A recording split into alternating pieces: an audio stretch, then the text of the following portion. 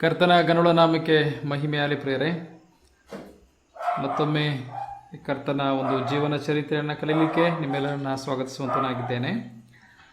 ನಿನ್ನೆ ದಿವಸ ನಾವು ನಮ್ಮ ಕರ್ತನಾದಂಥ ಯೇಸು ಕ್ರಿಸ್ತನ ಆತ್ಮೀಯ ಒಂದು ಕುಟುಂಬದ ಕುರಿತಾಗಿ ನಾವು ಕಲಿತಾ ಬಂದೆವು.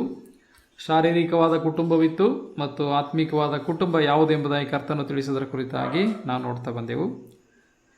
ತಂದೆಯ ಅಥವಾ ದೇವರ ಚಿತ್ತದಂತೆ ನಡೆಯೋನೆ ನನಗೆ ತಮ್ಮನು ತಂಗಿಯು ತಾಯಿಯು ಆಗಬೇಕೆಂಬುದಾಗಿ ಕರ್ತನಾದ ಯೇಸು ಕ್ರಿಸ್ತನು ಹೇಳಿದನು. ಅಂದರೆ ನಿಜವಾದಂಥ ಟ್ರೂ ಫ್ಯಾಮಿಲಿ ಆಫ್ ಗಾಡ್ ಯಾರೆಂದರೆ ಅದಕ್ಕೆ ಸಂಬಂಧಪಟ್ಟವರು ಯಾರಂದರೆ ದೇವರ ಚಿತ್ತದಂತೆ ಅಥವಾ ದೇವರ ವಾಕ್ಯದಂತೆ ನಡ್ಕೊಳ್ಳುವವರು ಎಂಬುದಾಗಿ ನಾವು ದೇವರ ವಾಕ್ಯದ ಆಧಾರದ ಮೇಲೆ ನೋಡ್ತಾ ಬಂದೆವು ಪ್ರಿಯರೇ. ಒಂದು ವೇಳೆ ನಾವು ಕ್ರೈಸ್ತ ಕುಟುಂಬದಲ್ಲಿ ಹುಟ್ಟಿದ ಮಾತ್ರಕ್ಕೆ ನಾವೆಂದಿಗೂ ದೇವರ ಕುಟುಂಬದವರಾಗಲಿಕ್ಕೆ ಸಾಧ್ಯವಿಲ್ಲ. ಅದರಿಂದ ನಾವು ದೇವರ ಚಿತ್ತಾನುಸಾರವಾಗಿ ಬದುಕುವಾಗ ನಾವು ದೇವರ ಕುಟುಂಬದವರಾಗಲಿಕ್ಕೆ ಸಾಧ್ಯವಾಗ್ತದೆ. ವಿಶೇಷವಾಗಿ ನಾವು ಯೇಸು ಕ್ರಿಸ್ತನ ಸಹೋದರರಾಗಲಿಕ್ಕೆ ಸಾಧ್ಯವಾಗ್ತದೆ ಎಂಬುದನ್ನು ನೋಡ್ತಾ ಬಂದೆವು.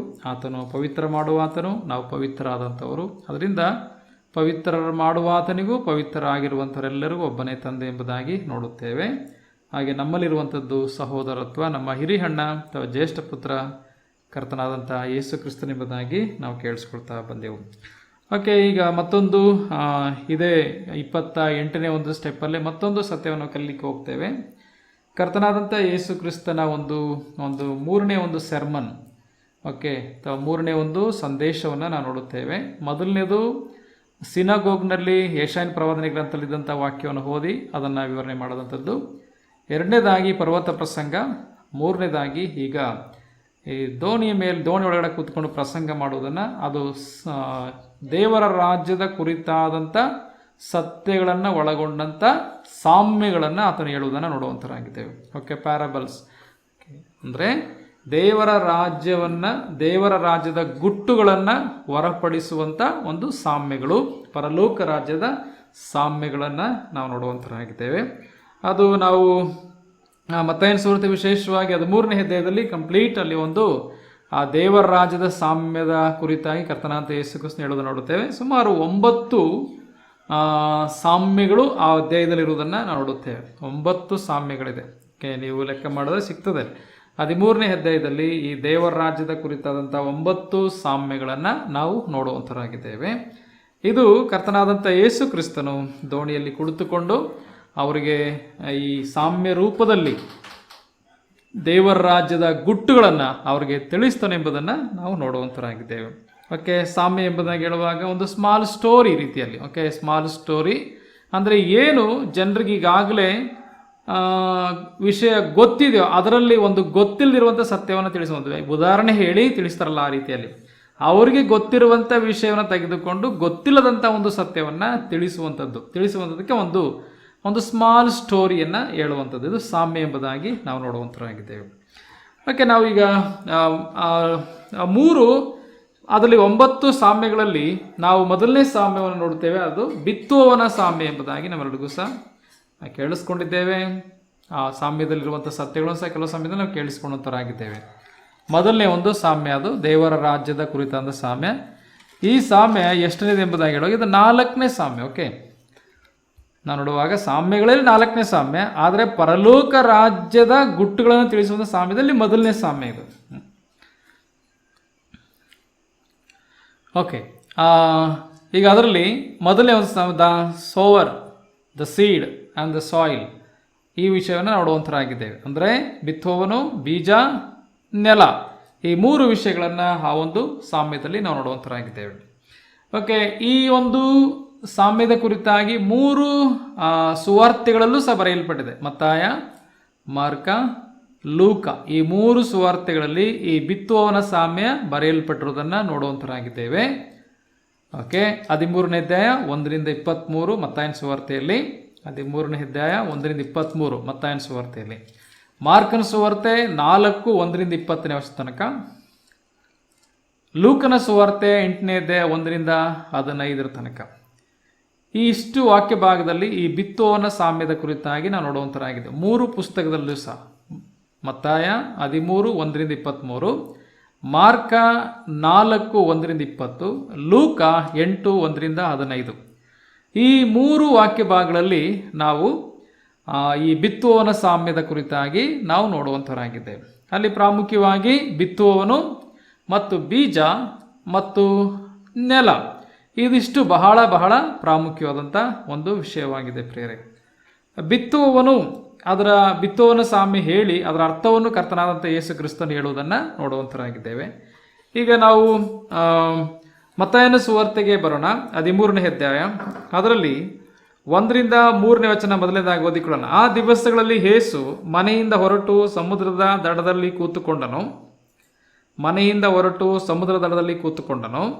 ಬಹಳ ಜನರು ಆತನ ಬಳಿಗೆ ಕೂಡಿ ಬಂದದ್ದರಿಂದ ಆತನು ದೋಣಿ ಹತ್ತಿ ಕೂತುಕೊಂಡನು. ಆ ಜನರೆಲ್ಲರೂ ದಡದಲ್ಲಿ ನಿಂತಿದ್ದರು. ಆಗ ಆತನು ಅವರಿಗೆ ಸಾಮ್ಯರೂಪವಾಗಿ ಅನೇಕ ಸಂಗತಿಗಳನ್ನು ಹೇಳಿದನು. ಇಲ್ಲಿ ದೋಣಿಯೊಳಗಡೆ ಸಮುದ್ರದ ಮಧ್ಯದಲ್ಲಿ ಜನರೆಲ್ಲರೂ ದಡದಲ್ಲಿ ನಿಂತಿದ್ದಾರೆ. ಯೇಸು ಕರ್ತನು ದೋಣಿ ಒಳಗಡೆ ಕೂತ್ಕೊಂಡು ಸಾಮ್ಯ ರೂಪದಲ್ಲಿ ದೇವರ ರಾಜ್ಯದ ವಿಷಯಗಳನ್ನು ಹೇಳುವುದನ್ನು ನೋಡುವಂಥರಾಗಿದ್ದೇವೆ. ನಂತರ ನಾವು ಮಾರ್ಕನ ಸುವಾರ್ತೆಯಲ್ಲೂ ಸಹ 4ನೇ ಅಧ್ಯಾಯದಲ್ಲಿ ಅದೇ ವಿಷಯ ನೋಡುತ್ತೇವೆ. ಮಾರ್ಕನ ಸುವಾರ್ತೆ 4ನೇ ಅಧ್ಯಾಯ 1ನೇ ವಚನ. ಆತನು ತಿರುಗಿ ಸಮುದ್ರದ ದಡದಲ್ಲಿ ಉಪದೇಶ ಮಾಡುತ್ತಿದ್ದನು. ಬಹು ಜನರು ಆತನ ಬಳಿಗೆ ಕೂಡಿ ಬಂದದ್ದರಿಂದ ಆತನು ಸಮುದ್ರದಲ್ಲಿದ್ದ ದೋಣಿ ಹತ್ತಿ ಕೂತುಕೊಂಡನು. ಆ ಜನರು ಸಮುದ್ರದ ಹತ್ತಿರ ನೆಲದ ಮೇಲೆ ಇದ್ದರು. ಆಗ ಆತನು ಅವರಿಗೆ ಸಾಮ್ಯ ರೂಪವಾಗಿ ಅನೇಕ ಸಂಗತಿಗಳನ್ನು ಉಪದೇಶ ಮಾಡಿದನು. ಆ ಉಪದೇಶದಲ್ಲಿ ಅವರಿಗೆ ಹೇಳಿದ್ದೇನೆಂದರೆ ಎಂಬುದಾಗಿ ನಾವು ನೋಡುವಂತರಾಗಿದ್ದೇವೆ. ಈಗ ಕರ್ತನಾದ ಯೇಸು ಕ್ರಿಸ್ತನು ಈ ಸಾಮ್ಯ ರೂಪದಲ್ಲಿ ಅವ್ರಿಗೆ ಉಪದೇಶ ಮಾಡುವಾಗ ಆತನು ದೋಣಿಯೊಳಗಡೆ ಕುಳಿತುಕೊಂಡಿದ್ದಾನೆ. ದೋಣಿ ತೇಲುತ್ತಾ ಇದೆ. ಜನರು ದಡದಲ್ಲಿ ನಿಂತ್ಕೊಂಡು ಕೇಳುತ್ತಾ ಇದ್ದಾರೆ. ಇವಾಗ ಏನು ಹೇಳ್ತಾ ಇರೋದು ಯೇಸು ಕರ್ತನು? ಸಾಮ್ಯ ರೂಪದಲ್ಲಿ ದೇವರ ರಾಜ್ಯದ ಗುಟ್ಟುಗಳನ್ನು ತಿಳಿಸುವಂಥದ್ದನ್ನು ನಾವು ನೋಡುವಂತರಾಗಿದ್ದೇವೆ. ಅದರಲ್ಲಿ ಮೊದಲನೇದಾಗಿ ಬಿತ್ತುವವನ ಸಾಮ್ಯದ ಕುರಿತಾಗಿ ನಾವು ನೋಡುತ್ತೇವೆ. ಅಲ್ಲಿ 4ನೇ ವರ್ಷದಿಂದ ನಾವು 9ನೇ ವರ್ಷ ತನಕ ಓದುವಾಗ ಆ ಒಂದು ಸಾಮ್ಯದ ಒಂದು ವಿಷಯ ಬರೆಯಲ್ಪಟ್ಟಿದೆ. ಕೇಳಿರಿ, ಬಿತ್ತುವವನು ಬಿತ್ತುವುದಕ್ಕೆ ಹೊರಟನು. ಅವನು ಬಿತ್ತುವಾಗ ಕೆಲವು ಬೀಜ ದಾರಿಯ ಮಗ್ಗಲಲ್ಲಿ ಬಿದ್ದವು. ಹಕ್ಕಿಗಳು ಬಂದು ಅವುಗಳನ್ನು ತಿಂದುಬಿಟ್ಟವು. ಕೆಲವು ಬೀಜ ಬಹಳ ಮಣ್ಣಿಲ್ಲದ ಬಂಡೆ ನೆಲದಲ್ಲಿ ಬಿದ್ದವು. ಅಲ್ಲಿ ಮಣ್ಣು ತೆಳ್ಳಗಿದ್ದುದರಿಂದ ಅವು ಬೇಗ ಮೊಳೆತವು. ಆದರೆ ಬಿಸಿಲೇರಿದಾಗ ಬಾಡಿ ಬೇರಿಲ್ಲದ ಕಾರಣ ಒಣಗಿ ಹೋದವು. ಮತ್ತೆ ಕೆಲವು ಬೀಜ ಮುಳ್ಳುಗಿಡಗಳಲ್ಲಿ ಬಿದ್ದವು. ಮುಳ್ಳುಗಿಡಗಳು ಬೆಳೆದು ಅವುಗಳನ್ನು ಅಡಗಿಸಿಬಿಟ್ಟವು. ಇನ್ನು ಕೆಲವು ಒಳ್ಳೆಯ ನೆಲದಲ್ಲಿ ಬಿದ್ದು 100ರಷ್ಟು, 60ರಷ್ಟು, 30ರಷ್ಟು ಫಲವನ್ನು ಕೊಟ್ಟವು. ಕಿವಿಯುಳ್ಳವನು ಕೇಳಲಿ ಅಂದನು. ಈಗ ಈ ಸಾಮ್ಯದ ಒಂದು ವಿಷಯವನ್ನು ಮೊದಲನೇದಾಗಿ ತಿಳ್ಕೊಳ್ಳೋಣ. ಒಬ್ಬ ಬಿತ್ತುವವನಿದ್ದಾನೆ. ಅವನು ಬಿತ್ತುವುದಕ್ಕೆ ಬೀಜವನ್ನು ತೆಗೆದುಕೊಂಡು ಹೊರಟನು. ಅವನು ಬಿತ್ತುವಂಥ ಸಂದರ್ಭದಲ್ಲಿ ಕೆಲವು ಬೀಜ ಅಂತ ಹೇಳ್ತೇವೆ ಅಲ್ವೇ. ಕೆಲವು ಬೀಜಗಳು 4 ವಿಧವಾದ ನೆಲದಲ್ಲಿ ಬೀಜಗಳು ಬಿದ್ದವು. ಕೆಲವು ದಾರಿ ಮಗ್ಲಲ್ಲಿ, ಕೆಲವು ಬಂಡೆ ನೆಲದ ಮೇಲೆ, ಕೆಲವು ಮುಳ್ಳಿನಲ್ಲಿ, ಕೆಲವು ಒಳ್ಳೆ ನೆಲದಲ್ಲಿ ಬಿದ್ದವು ಎಂಬುದಾಗಿ ನಾವು ನೋಡುತ್ತೇವೆ. ಅವನು ಬಿತ್ತಾ ಇದ್ದಾನೆ, ಅದು ಎಲ್ಲ ಕಡೆ ಚೆಲ್ತಾ ಇದೆ. ಅಂದರೆ ದಾರಿ ಮಗ್ಲಲ್ಲಿ, ಅಂದರೆ ನಡೆದಾಡುವ ಸ್ಥಳದಲ್ಲಿ ಗಟ್ಟಿಯಾದಂಥ ಭೂಮಿ, ಅದು ಒಳಗಡೆ ಹೋಗಲ್ಲ. ಒಂದು ದಾರಿ ಮಗ್ಲು ಎಂಬುದಾಗಿ ವೇ ಸೈಡ್ ಅಂತ, ಅಂದರೆ ಒಂದು ತಿರುಗಾಡುವಂಥ ಒಂದು ಸ್ಥಳ ಎಂಬುದಾಗಿ ಹೇಳುವ ಸಮಯದಲ್ಲಿ ಅದು ಎಂದಿಗೂ ಅದು ಗಟ್ಟಿಯಾಗಿರುವಂಥ ಸ್ಥಳ, ಹಾರ್ಡ್ ಅದು. ಅಲ್ಲಿ ಕೆಲವು ಬೀಳ್ತು. ನಂತರ ಅದೇನಾಯಿತು, ಹಕ್ಕಿಗಳು ಮೇಲೆ ಹಾರಾಡ್ತಾ ಇದ್ವು, ಬಂದು ತಿಂದ್ಕೊಂಡು ಹೊಟ್ಟಾಯಿತು ಎಂಬುದಾಗಿ ನೋಡ್ತೇವೆ. ಪಕ್ಷಿಗಳು ತಿಂದ್ಬಿಟ್ಟು ಎಂಬುದಾಗಿ ನೋಡುತ್ತೇವೆ. ಅದನ್ನು ಇಲ್ಲಿ ಮೊದಲನೇ ಒಂದು ನೆಲದ ಬೀಜದ ವಿಷಯದಲ್ಲಿ ಬರೆಯಲ್ಪಟ್ಟಿದೆ. ಇಲ್ಲಿ ಬಿತ್ತುವವನಾಗಲಿ ಬೀಜವಾಗಲಿ ಸಮಸ್ಯೆ ಇಲ್ಲ. ಬಿತ್ತುವವನು ತನ್ನ ಕರ್ತವ್ಯನ ಮಾಡ್ತಾ ಇದ್ದಾನೆ. ಬೀಜವೂ ಸಹ ಒಳ್ಳೆ ಬೀಜನೇ. ಆದರೆ ಸಮಸ್ಯೆ ಇರುವಂಥದ್ದು ನೆಲದಲ್ಲಿ. ಭಾಳ ಪ್ರಾಮುಖ್ಯವಾದ ಒಂದು ಸತ್ಯ. ಬಿತ್ತುವವನು ತೊಂದರೆ ಇಲ್ಲ, ಬೀಜಗೂ ತೊಂದರೆ ಇಲ್ಲ. ಒಳ್ಳೆ ಬೀಜನೇ ಎಲ್ಲ ರೈತರು ತಂದು ಬಿತ್ತುವಂಥದ್ದು, ಒಳ್ಳೆ ಆಸಕ್ತಿಯಿಂದನೇ ಬಿತ್ತುವಂಥದ್ದು. ಆದರೆ ಇಲ್ಲಿ ಸಮಸ್ಯೆ ಯಾರ್ದಂದರೆ ನೆಲದ ಸಮಸ್ಯೆ. ಓಕೆ, ಈಗ ಪಕ್ಷಿಗಳು ಬಂದು ಏನು ಮಾಡೋದು, ಮೊದಲನೇ ಒಂದು ದಾರಿ ಮಗ್ಲಲ್ಲಿ ಬಿದ್ದಂಥ ಬೀಜಗಳನ್ನು ತಿಂದ್ಬಿಟ್ಟು ಎಂಬುದಾಗಿ ನೋಡುತ್ತೇವೆ. ಅಷ್ಟು ಮಾತ್ರವಲ್ಲ, ಜನರು ಸಹ ಅದನ್ನು ತುಳ್ಕೊಂಡು ಹೋಗ್ತಾರೆ ಎಂಬುದಾಗಿ. ಓಕೆ, ನಾವು ದಾರಿಲಿ ತಿರುಗಾಡ್ತಾರಲ್ಲ, ಮತ್ತೆ ಇನ್ನೇನಾಗ್ತದೆ ಅದು ತುಳ್ಕೊಳ್ಳದೆ. ನಾವು ಲೂಕನ್ ಸುವಾರ್ತೆಯಲ್ಲಿ ಓದುವಾಗ 8ನೇ ಅಧ್ಯಾಯದಲ್ಲಿ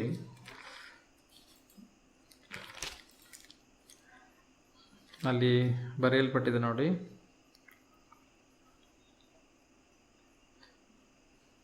5ನೇ ವಚನದಲ್ಲಿ 8:5, ಬಿತ್ತುವವನು ಬೀಜವನ್ನು ಬಿತ್ತುವುದಕ್ಕೆ ಹೊರಟನು.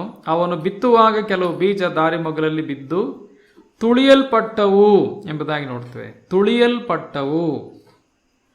ಮತ್ತು ಆಕಾಶದಲ್ಲಿ ಹಾರಡುವ ಹಕ್ಕಿಗಳು ಅವುಗಳನ್ನು ತಿಂದು ಬಿಟ್ಟವು ಎಂಬುದಾಗಿ ನೋಡುತ್ತೇವೆ.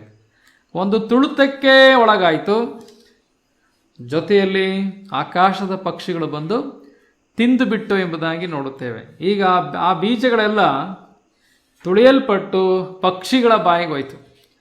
ಇನ್ನು ಯಾವುದೇ ಬೀಜ ಆ ನೆಲದಲ್ಲಿ ಇಲ್ಲ. ಆ ನೆಲದಲ್ಲಿ ಇಲ್ಲದಿರೋದ್ರಿಂದ ಯಾವುದೇ ಬೆಳೆಯನ್ನು ಯಾರು ನಿರೀಕ್ಷೆ ಮಾಡಲಿಕ್ಕೆ ಸಾಧ್ಯವಿಲ್ಲ. ಯಾಕೆ ಬೀಜನೇ ಇಲ್ವಲ್ಲ ಅಲ್ಲಿ. ಯಾವುದ್ರ ಕತೆ ಮುಗೀತು. ಆ ನೆಲದಲ್ಲಿ ಯಾವುದೇ ರೀತಿಯ ಪ್ರತಿಫಲ ಸಿಕ್ಕಲಿಲ್ಲ. ನಂತರ ಇನ್ನು ಕೆಲವು ಬೀಜಗಳು ಮಣ್ಣಿಲ್ಲದ ಬಂಡೆಯ ನೆಲದಲ್ಲಿ ಬಿದ್ದವು. ಅಲ್ಲಿ ಮಣ್ಣು ತೆಳ್ಳಗಿದ್ದರಿಂದ ಅವು ಬೇಗ ಮೊಳೆತವು. ಓಕೆ, ಆದರೆ ಬಿಸಿಲೇರಿದಾಗ ಬಾಡಿ ಬೇರದ ಕಾರಣ ಒಣಗಿ ಹೋದವು ಎಂಬುದಾಗಿ ನೋಡ್ತೇವೆ. ಕೆಲವು ಬೀಜಗಳು, 2ನೇ ಥರ ಬೀಜಗಳು ಸ್ವಲ್ಪ ತೆಳ್ಳಗೆ ಬಂದಿತ್ತು ಬಂಡೆಯ ಮೇಲೆ. ಬಂಡೆ ಇದೆ, ಅದನ್ನು ರಾಕಿ ಲ್ಯಾಂಡ್ ಅಂತ ಕರೀತಾರೆ, ಅಥವಾ ಸ್ಟೋನಿ ಎಂಬುದಾಗಿ ಕರೀತಾರೆ. ಅದರ ಮೇಲೆ ಸ್ವಲ್ಪ ಮಣ್ಣಿದೆ, ತೆಳ್ಳಗೆ ಮಣ್ಣಿದೆ ಅಷ್ಟೇ. ಬಿದ್ದ ತಕ್ಷಣ ಏನಾಯಿತು, ಬರ್ರಂತ ಬಂತು ಮೇಲಕ್ಕೆ ಬೆಳ್ಕೊಂಡು. ಆದರೆ 2 ಸಮಸ್ಯೆ ಅದಕ್ಕೆ. ಮೇಲೆ ಸೂರ್ಯನ ಸಮಸ್ಯೆ, ಕೆಳಗಡೆ ಬೇರು ಕೊಡಲಿಕ್ಕೆ ಬಂಡೆ ಸಮಸ್ಯೆ.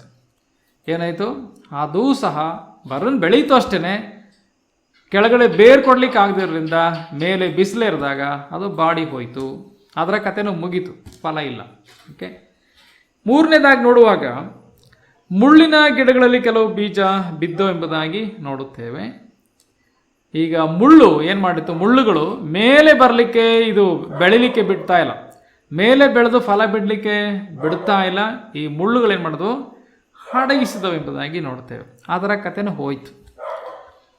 ಈಗ 3 ನೆಲದಲ್ಲಿ ಬಿದ್ದಂಥ ಬೀಜ ಯಾವ ಫಲವನ್ನು ಕೊಡಲಿಲ್ಲ, ಅದು ಅಡಗಿಸಲ್ಪಟ್ಟಿತ್ತು. ಓಕೆ, ನಂತರ ನೋಡುವಾಗ ಇನ್ನೊಂದು ನೆಲ, ಒಳ್ಳೆಯ ನೆಲ ಎಂಬುದಾಗಿ ನೋಡುತ್ತೇವೆ. ಒಳ್ಳೆಯ ನೆಲದಲ್ಲಿ ಬಿದ್ದಂಥ ಬೀಜ ಅದು ಮೊಳೆಯಿತು ಎಂಬುದಾಗಿ ನೋಡ್ತೇವೆ. ಅದು ಒಳ್ಳೆಯ ನೆಲದಲ್ಲಿ ಬಿದ್ದು ಅದು ಮೊಳೆಯಿತು, ಅದು ಬೆಳೀತು. ನಾವು ಮಾರ್ಕನ ಸುವಾರ್ತೆಯಲ್ಲಿ ಓದುವಾಗ ಅಲ್ಲಿ ಸಹ ವಿಶೇಷವಾಗಿ ಬರೆಯಲ್ಪಟ್ಟಿದೆ. ನಾವು 3 ವಾಕ್ಯ ಭಾಗವನ್ನು ತೆಗೆದುಕೊಳ್ಳುವಾಗ ಅದರ ಒಂದು ಸಾರಾಂಶ ನಮ್ಗೆ ಗೊತ್ತಾಗ್ತದೆ. 4ನೇ ಅಧ್ಯಾಯದಲ್ಲಿ 8ನೇ ವಚನ, ಇನ್ನು ಕೆಲವು ಬೀಜ ಒಳ್ಳೆಯ ನೆಲದಲ್ಲಿ ಬಿದ್ದು ಹುಟ್ಟಿ, ಓಕೆ ನೋಡಿ, ಹುಟ್ಟಿ ಬೆಳೆಯುತ್ತಾ ಬಂದು, ಓಕೆ, ಹುಟ್ಟಿ ಬೆಳೆಯುತ್ತಾ ಬಂದು, ಓಕೆ, 30ರಷ್ಟು, ಒಂದು 30ರಷ್ಟು, ಒಂದು 60ರಷ್ಟು, ಒಂದು 100ರಷ್ಟು ಫಲವನ್ನು ಕೊಟ್ಟವು ಎಂಬುದಾಗಿ ನೋಡುವಂಥರಾಗಿದ್ದೇವೆ. ಅಂದರೆ ಇಲ್ಲಿ ಒಳ್ಳೆಯ ನೆಲದಲ್ಲಿ ಬಿದ್ದಂಥ ಬೀಜ ಯಾವುದೊಂದು ವೇಸ್ಟ್ ಆಗಲಿಲ್ಲ ಅಂತ. ಯಾವುದೊಂದು ಬೀಜವೂ ವೇಸ್ಟ್ ಆಗಲಿಲ್ಲ. ಎಲ್ಲವೂ ಸಹ ಹುಟ್ಟಿತು, ಬೆಳೆಯಿತು.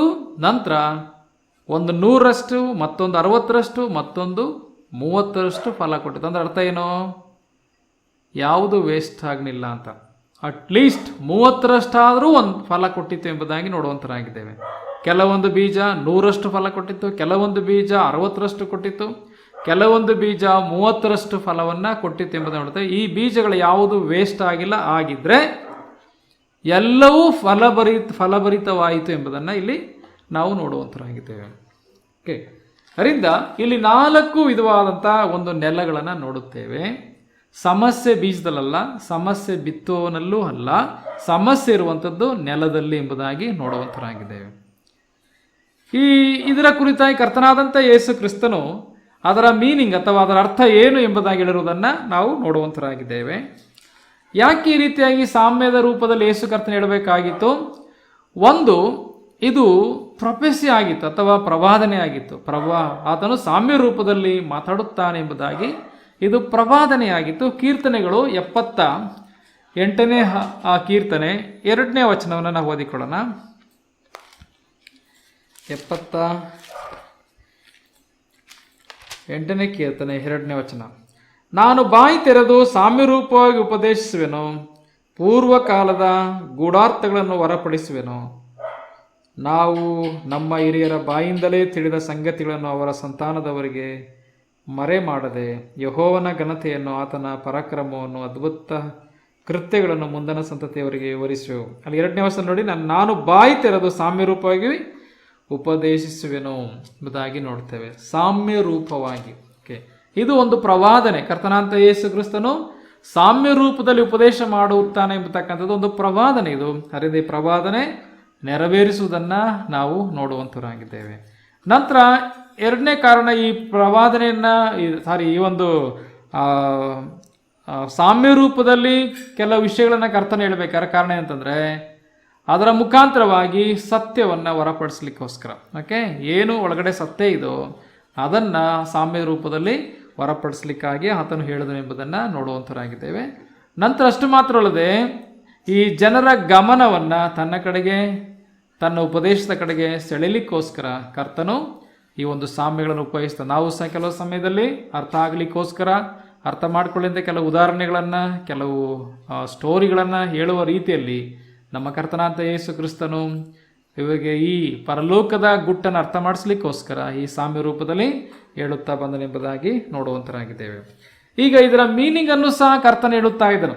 ಇದರ ಒಂದು ಅರ್ಥ, ಈ ಸಾಮ್ಯದ ಅರ್ಥವನ್ನು ಸಹ ಹೇಳುವಂತನಾಗಿದ್ದಾನೆ.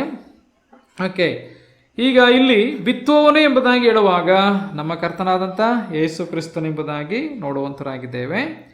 ನಾವು ಮತ್ತಾಯನ ಸುವಾರ್ತೆಗೆ ಬರುವ ಸಮಯದಲ್ಲಿ 13ನೇ ಅಧ್ಯಾಯ ಅಲ್ಲಿ 18ನೇ ವಚನದಲ್ಲಿ ಅದರ ಅರ್ಥವನ್ನು ಹೇಳ್ತಾರೆ. ಬಿತ್ತುವವನ ವಿಷಯವಾದ ಸಾಮ್ಯದ ಅರ್ಥವನ್ನು ಕೇಳಿರಿ ಎಂಬುದಾಗಿ ನೋಡ್ತೇವೆ. ಬಿತ್ತುವವನು ಎಂಬುದಾಗಿ ಹೇಳುವಾಗ ಮಾರ್ಕನ ಸುವಾರ್ತೆಯಲ್ಲಿ ಮನುಷ್ಯ ಕುಮಾರನು ಎಂಬುದಾಗಿ ಹೇಳೋದನ್ನು ನೋಡುತ್ತೇವೆ. ಮಾರ್ಕನು, ಲೂಕನ ಎರಡು ಸುವಾರ್ತೆಗಳಿದೆ.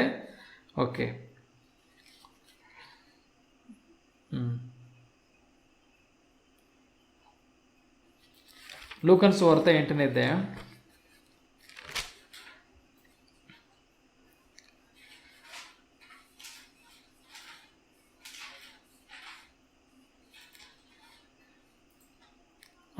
ಈ ಸಾಮ್ಯದ ಅರ್ಥವೇನೆಂದರೆ, ಆ ಬೀಜವೆಂದರೆ ದೇವರ ವಾಕ್ಯ.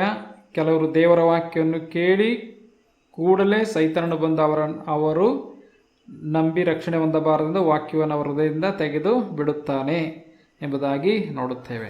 ಇಲ್ಲಿ ನೋಡುವಾಗ ಬಿತ್ತುವವನು ಅಂದರೆ ನಮ್ಮ ಕರ್ತನಾಂತ ಯೇಸು ಕ್ರಿಸ್ತನಿಗೆ ಬಿತ್ತಾ ಇರುವಂಥದ್ದಲ್ಲಿ ಯೇಸು ಕ್ರಿಸ್ತನು ತಾನೇ ಈ ಸಂದೇಶವನ್ನು ಹೇಳ್ತಾ ಇರುವಂಥದ್ದು. ಬಿತ್ತುವಂತವನಾಗಿದ್ದಾನೆ. ಈ ದಿನಗಳಲ್ಲಿ ನಾವು ಸಹ ದೇವರ ವಾಕ್ಯವನ್ನು ಬಿತ್ತುವಂಥ ಒಂದು ಜವಾಬ್ದಾರಿ ಉಳ್ಳವರಾಗಿದ್ದೇವೆ. ದೇವರ ವಾಕ್ಯ ಅಂತ ಒಂದು ಬೀಜ. ಬೀಜಕ್ಕೆ ಹೋಲಿಕೆ ಆಗಿದೆ ದೇವರ ವಾಕ್ಯ.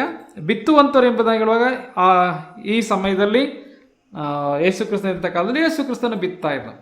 ಈಗ ಈ ಪ್ರಸ್ತುತ ಕಾಲದಲ್ಲಿ ಬಿತ್ತುವಂಥ ಜವಾಬ್ದಾರಿಯನ್ನು ದೇವರ ಮಕ್ಕಳಿಗೆ ಕೊಟ್ಟಿದ್ದಾನೆ. ಈ ವಾಕ್ಯವನ್ನು ನಾವು ಬಿತ್ತುವಂಥವರು ಆಗಿದ್ದೇವೆ. ಬೀಜನೂ ಸಮಸ್ಯೆ ಇಲ್ಲ, ಬಿತ್ತುವವನು ಸಮಸ್ಯೆ ಇಲ್ಲ. ಈಗ ಬಿತ್ತುವಾಗ ಅದರ ಅರ್ಥ ಏನು ಹೇಳ್ತಾರೆ ಯೇಸು ಕರ್ತನಲ್ಲಿ? ಬಿತ್ತುವಾಗ ಕೆಲವು ಬೀಜಗಳು ದಾರಿ ಮಗ್ಲಲ್ಲಿ ಬಿದ್ದು ಎಂಬುದಾಗಿ ಹೇಳುವಾಗ ಇಲ್ಲಿ ನಾವು ಮತ್ತಾಯನ ಸುವಾರ್ತೆ 19ನೇ ವಚನದಲ್ಲಿ ನಾವು ಓದಿದೆವು. ಯಾವನಾದರೂ ಪರಲೋಕ ರಾಜ್ಯದ ವಾಕ್ಯವನ್ನು ಕೇಳಿ ತಿಳ್ಕೊಳ್ಳದಿರುವಲ್ಲಿ ಸೈತಾನನು ಬಂದು ಆ ಮನುಷ್ಯನ ಮನಸ್ಸಿನಲ್ಲಿ ಬಿತ್ತಿದ್ದನ್ನು ತೆಗೆದು ಹಾಕುತ್ತಾನೆ ಎಂಬುದಾಗಿ ನೋಡುತ್ತೇವೆ. ಅಂದರೆ ಈ ಒಂದು ದಾರಿ ಮಗ್ಲಲ್ಲಿ ಬಿದ್ದಂಥ ಬೀಜವನ್ನು ಪಕ್ಷಿಗಳು ಬಂದು ತಿಂದ್ಕೊಂಡು ಎಂಬುದಾಗಿ ನೋಡುತ್ತೇವಲ್ವಾ ಆ ಸಾಮ್ಯದಲ್ಲಿ. ಈಗ ಪಕ್ಷಿಗಳು ಯಾರೆಂಬುದಾಗಿ ಹೇಳುವಾಗ ಸೈತಾನನು ಬಂದು ಅದನ್ನು ಎತ್ಕೊಂಡು ಹೋಗ್ತಾನೆ ಎಂಬುದಾಗಿ ನೋಡುವಂಥರ ಇದೆ. ಇದು ಕಳ್ಳಾತನ. ಯಾವಾಗಲೂ ದೇವರ ವಾಕ್ಯದಲ್ಲಿ ಬರೆಯಲ್ಪಟ್ಟಿದೆ, ಕಳ್ಳನು ಕದ್ದುಕೊಳ್ಳುವುದಕ್ಕೂ ಕೊಯ್ಯುವುದಕ್ಕೂ ಹಾಳು ಮಾಡುವುದಕ್ಕೂ ಮತ್ಯಾವುದಕ್ಕೂ ಬರ್ತಾನೆ ಹೊರತು ಮತ್ಯಾವುದಕ್ಕೂ ಬರುವುದಿಲ್ಲ ಎಂಬುದಾಗಿ ನಾವು ನೋಡುತ್ತೇವೆ. ಕಳ್ಳನು ಕದ್ದುಕೊಳ್ಳುವುದಕ್ಕೆ ಬರ್ತಾನೆ ಅಂತ. ಈಗ ಕದ್ಕೊಳ್ಳೋದು ಯಾವುದನ್ನು? ಹೆಚ್ಚಾಗಿ ಅವನು ಕದ್ಕೊಳ್ಳೋದು ದೇವರ ವಾಕ್ಯನ. ದೇವರ ವಾಕ್ಯವನ್ನು ಕದ್ದುಕೊಳ್ಳಿಕ್ಕಾಗಿ ಬಂದಿದ್ದಾನೆ. ಈಗ ದೇವರ ವಾಕ್ಯವನ್ನು ಇವತ್ತಿಗೂ ಸಹ ಕಳ್ತಾ ಇದ್ದಾನೆ, ಆಯ್ತಲ್ವೇ? ಈಗ ಈ ನೆಲ ಎಂಬುದಾಗಿ ಹೇಳುವಾಗ ಮನುಷ್ಯನ ಹೃದಯವನ್ನು ತೋರಿಸುವಂಥದ್ದಾಗಿದೆ. ಓಕೆ, ನೆಲ ಮನುಷ್ಯನ ಹೃದಯಗಳನ್ನು ತೋರಿಸುವಂಥದ್ದಾಗಿದೆ. 4 ವಿಧವಾದಂಥ ನೆಲಗಳು 4 ವಿಧವಾದಂಥ ಮನುಷ್ಯನ ಹೃದಯದ ಸ್ಥಿತಿಯನ್ನು ತೋರಿಸುವಂಥದ್ದಾಗಿದೆ. ಓಕೆ, ಎಲ್ಲರಿಗೂ ಬಿತ್ತಬೇಕು ವಾಕ್ಯವನ್ನು, ಆದರೆ ಪ್ರತಿಫಲ ಒಂದೇ ರೀತಿಯಾಗಿ ಬರಲಿಕ್ಕಿಲ್ಲ, ಬೇರೆ ಬೇರೆ ರೀತಿಯಲ್ಲಿ ಅದು ಉಂಟಾಗ್ತದೆ ಎಂಬುದನ್ನು ನೋಡುವಂತರಾಗಿದ್ದೇವೆ. ಇಡೀ ಪ್ರಪಂಚದ ಮಾನವರನ್ನು 4 ಭಾಗ ಮಾಡ್ಬೋದು. ದೇವರ ವಾಕ್ಯದ ಕಡೆಗೆ ಇರುವಂಥ ಮನೋಭಾವಗಳನ್ನ ಆಧಾರ ಮಾಡಿಕೊಂಡು 4 ಭಾಗಗಳನ್ನ ಮಾಡ್ಬೋದು ಅಲ್ವೇ? ಕೆಲವರು ದಾರಿ ಮಗ್ಗಲಂತೆ ಇರ್ತಾರೆ, ಕೆಲವರು ಬಂಡೆ ನೆಲದಂತೆ ಇರ್ತಾರೆ, ಕೆಲವರು ಮುಳ್ಳಿನ ಪೊದೆಯಂತೆ ಇರ್ತಾರೆ, ಕೆಲವರು ಒಳ್ಳೆ ನೆಲದಂತೆ ಇರ್ತಾರೆ. ಅವರ ಹೃದಯ ಹಂಗಿರ್ತದೆ. ಓಕೆ, ಈಗ ಅದರ ಮಧ್ಯಕ್ಕೆ ದೇವರ ವಾಕ್ಯ ಬಿದ್ದಾಗ ಏನೆಲ್ಲ ಆಗ್ತದೆ ಎಂಬುದನ್ನು ನಾವು ಇಲ್ಲಿ ನೋಡುವಂಥವರಾಗಿದ್ದೇವೆ. ಅದರಿಂದ ಪ್ರಿಯರೇ, ಈ ಸತ್ಯ ಕಲಿಯುವಾಗ ಈ 4 ಥರವಾದಂಥ ನೆಲದಲ್ಲಿ, ಭೂಮಿಯಲ್ಲಿ ನಾವು ಯಾವ ಥರದ ಭೂಮಿ ಆಗಿದ್ದೇವೆ ಎಂಬುದನ್ನು ನಮ್ಮನ್ನು ಪರೀಕ್ಷೆ ಮಾಡಿಕೊಳ್ಳಬೇಕು. ದೇವರ ವಾಕ್ಯ ನನ್ನಲ್ಲಿ ಯಾವ ರೀತಿ ಬೆಳೆದು ಫಲ ಕೊಡ್ತಾ ಇದೆ ಎಂಬುದನ್ನು ನಮ್ಮನ್ನು ಪರೀಕ್ಷೆ ಮಾಡಿಕೊಳ್ಳೋದು ಬಹಳ ಪ್ರಾಮುಖ್ಯವಾದ. ಯಾಕಂದರೆ ಯೇಸು ಕರ್ತನಲ್ಲಿ ಹೇಳ್ತಾ ಇರೋದು ಮನುಷ್ಯರಿಗೆ ಅಳವಡಿಸ್ಕೊಳ್ಳಿಕ್ಕೆ ಹೇಳ್ತಾ ಇರೋದು. ಇದು ಯಾವುದೋ ಒಂದು ಜಮೀನು ವಿಷಯ, ಬೀಜದ ವಿಷಯ ಮಾತಾಡ್ತಾನೆ ಎಂಬ ತಿಳ್ಕೊಳ್ಬೇಡ್ರಿ. ಇದು ಒಂದು ನೆಲ ಎಂಬುದಾಗಿ ಹೇಳುವಾಗ ನನ್ನ ನಿಮ್ಮ ಹೃದಯದ ಕುರಿತಾಗಿ ಹೇಳುವಂಥದ್ದು. ಬೀಜ ದೇವರ ವಾಕ್ಯ. ಯಾವ ರೀತಿಯಲ್ಲಿ ನಮ್ಮ ಹೃದಯ ಸಿದ್ಧವಾಗಿದೆ ಅದರ ಆಧಾರದ ಮೇಲೆ ನಾವು ಫಲ ಕೊಡಲಿಕ್ಕೆ ಸಾಧ್ಯತೆ ಉಂಟು, ಇಲ್ಲದಿದ್ದರೆ ಫಲ ಕೊಡಲಿಕ್ಕೆ ಸಾಧ್ಯವಿಲ್ಲ. ಮೊದಲನೇ ಭೂಮಿ ಯಾವುದಂದರೆ ದಾರಿ ಮಗ್ಲು ಅಲ್ವೇ? ಅಲ್ಲಿ ಬಿದ್ದಾಗ ಬೀಜ ಅಂದರೆ ಕೆಲವರು ದೇವರ ವಾಕ್ಯವನ್ನು ಕೇಳುತ್ತಾರೆ, ಅಂದರೆ ಎಲ್ಲರಿಗೂ ಮುಟ್ಟುತ್ತದೆ ದೇವರ ವಾಕ್ಯ ಅಂತ ಅರ್ಥ. ಮುಟ್ಟುವಾಗ ಸೈತಾನನು ಬಂದು ಕದ್ದುಕೊಂಡು ಹೋಗುತ್ತಾನೆ. ಓಕೆ, ಯಾಕೆ ಅವನು ಕದ್ಕೊಂಡು ಹೋಗ್ತಾನೆ? ಆ ರೀಸನ್ ಏನು, ಯಾಕೆ ಕದ್ಕೊಂಡು ಹೋಗ್ತಾನೆ ಅಂತ? ಕದ್ಕೊಂಡು ಹೋಗ್ಲಿಕ್ಕೆ ಕಾರಣ ಏನು? ಯಾಕೆ ಅವನು ಕದ್ದು ಬಿಡ್ತಾನೆ, ಯಾಕೆ ಎಂಬುದಾಗಿ ಹೇಳುವಾಗ ಲೂಕನ ಸುವಾರ್ತೆ ಅದಕ್ಕೆ ಉತ್ತರ ಕೊಡ್ತದೆ.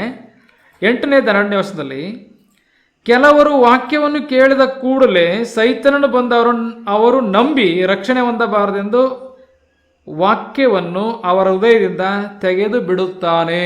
ಓಕೆ, ಈಗ ಅವರ ಹೃದಯದಲ್ಲಿ ದೇವರ ವಾಕ್ಯ ಬಿತ್ತಲ್ಪಡುತ್ತದೆ. ಓಕೆ, ಹಾಗೇನೇ ಹೃದಯದಲ್ಲಿ ಅದು ಇದ್ಕೊಬಿಟ್ರೆ ಏನಾಗ್ತದೆ, ಅವ್ರಿಗೆ ನಂಬಿಕೆಯನ್ನು ಉಂಟು ಮಾಡ್ಬಿಡ್ತದೆ ಆ ವಾಕ್ಯ. ಆಮೇಲೆ ಅವ್ರು ರಕ್ಷಣೆ ಹೊಂದ್ಕೋತಾರೆ ಅಂತೇಳಿ ಸೈತಾನಿಗೆ ಗೊತ್ತುಂಟು ಚಂದವಾಗಿ.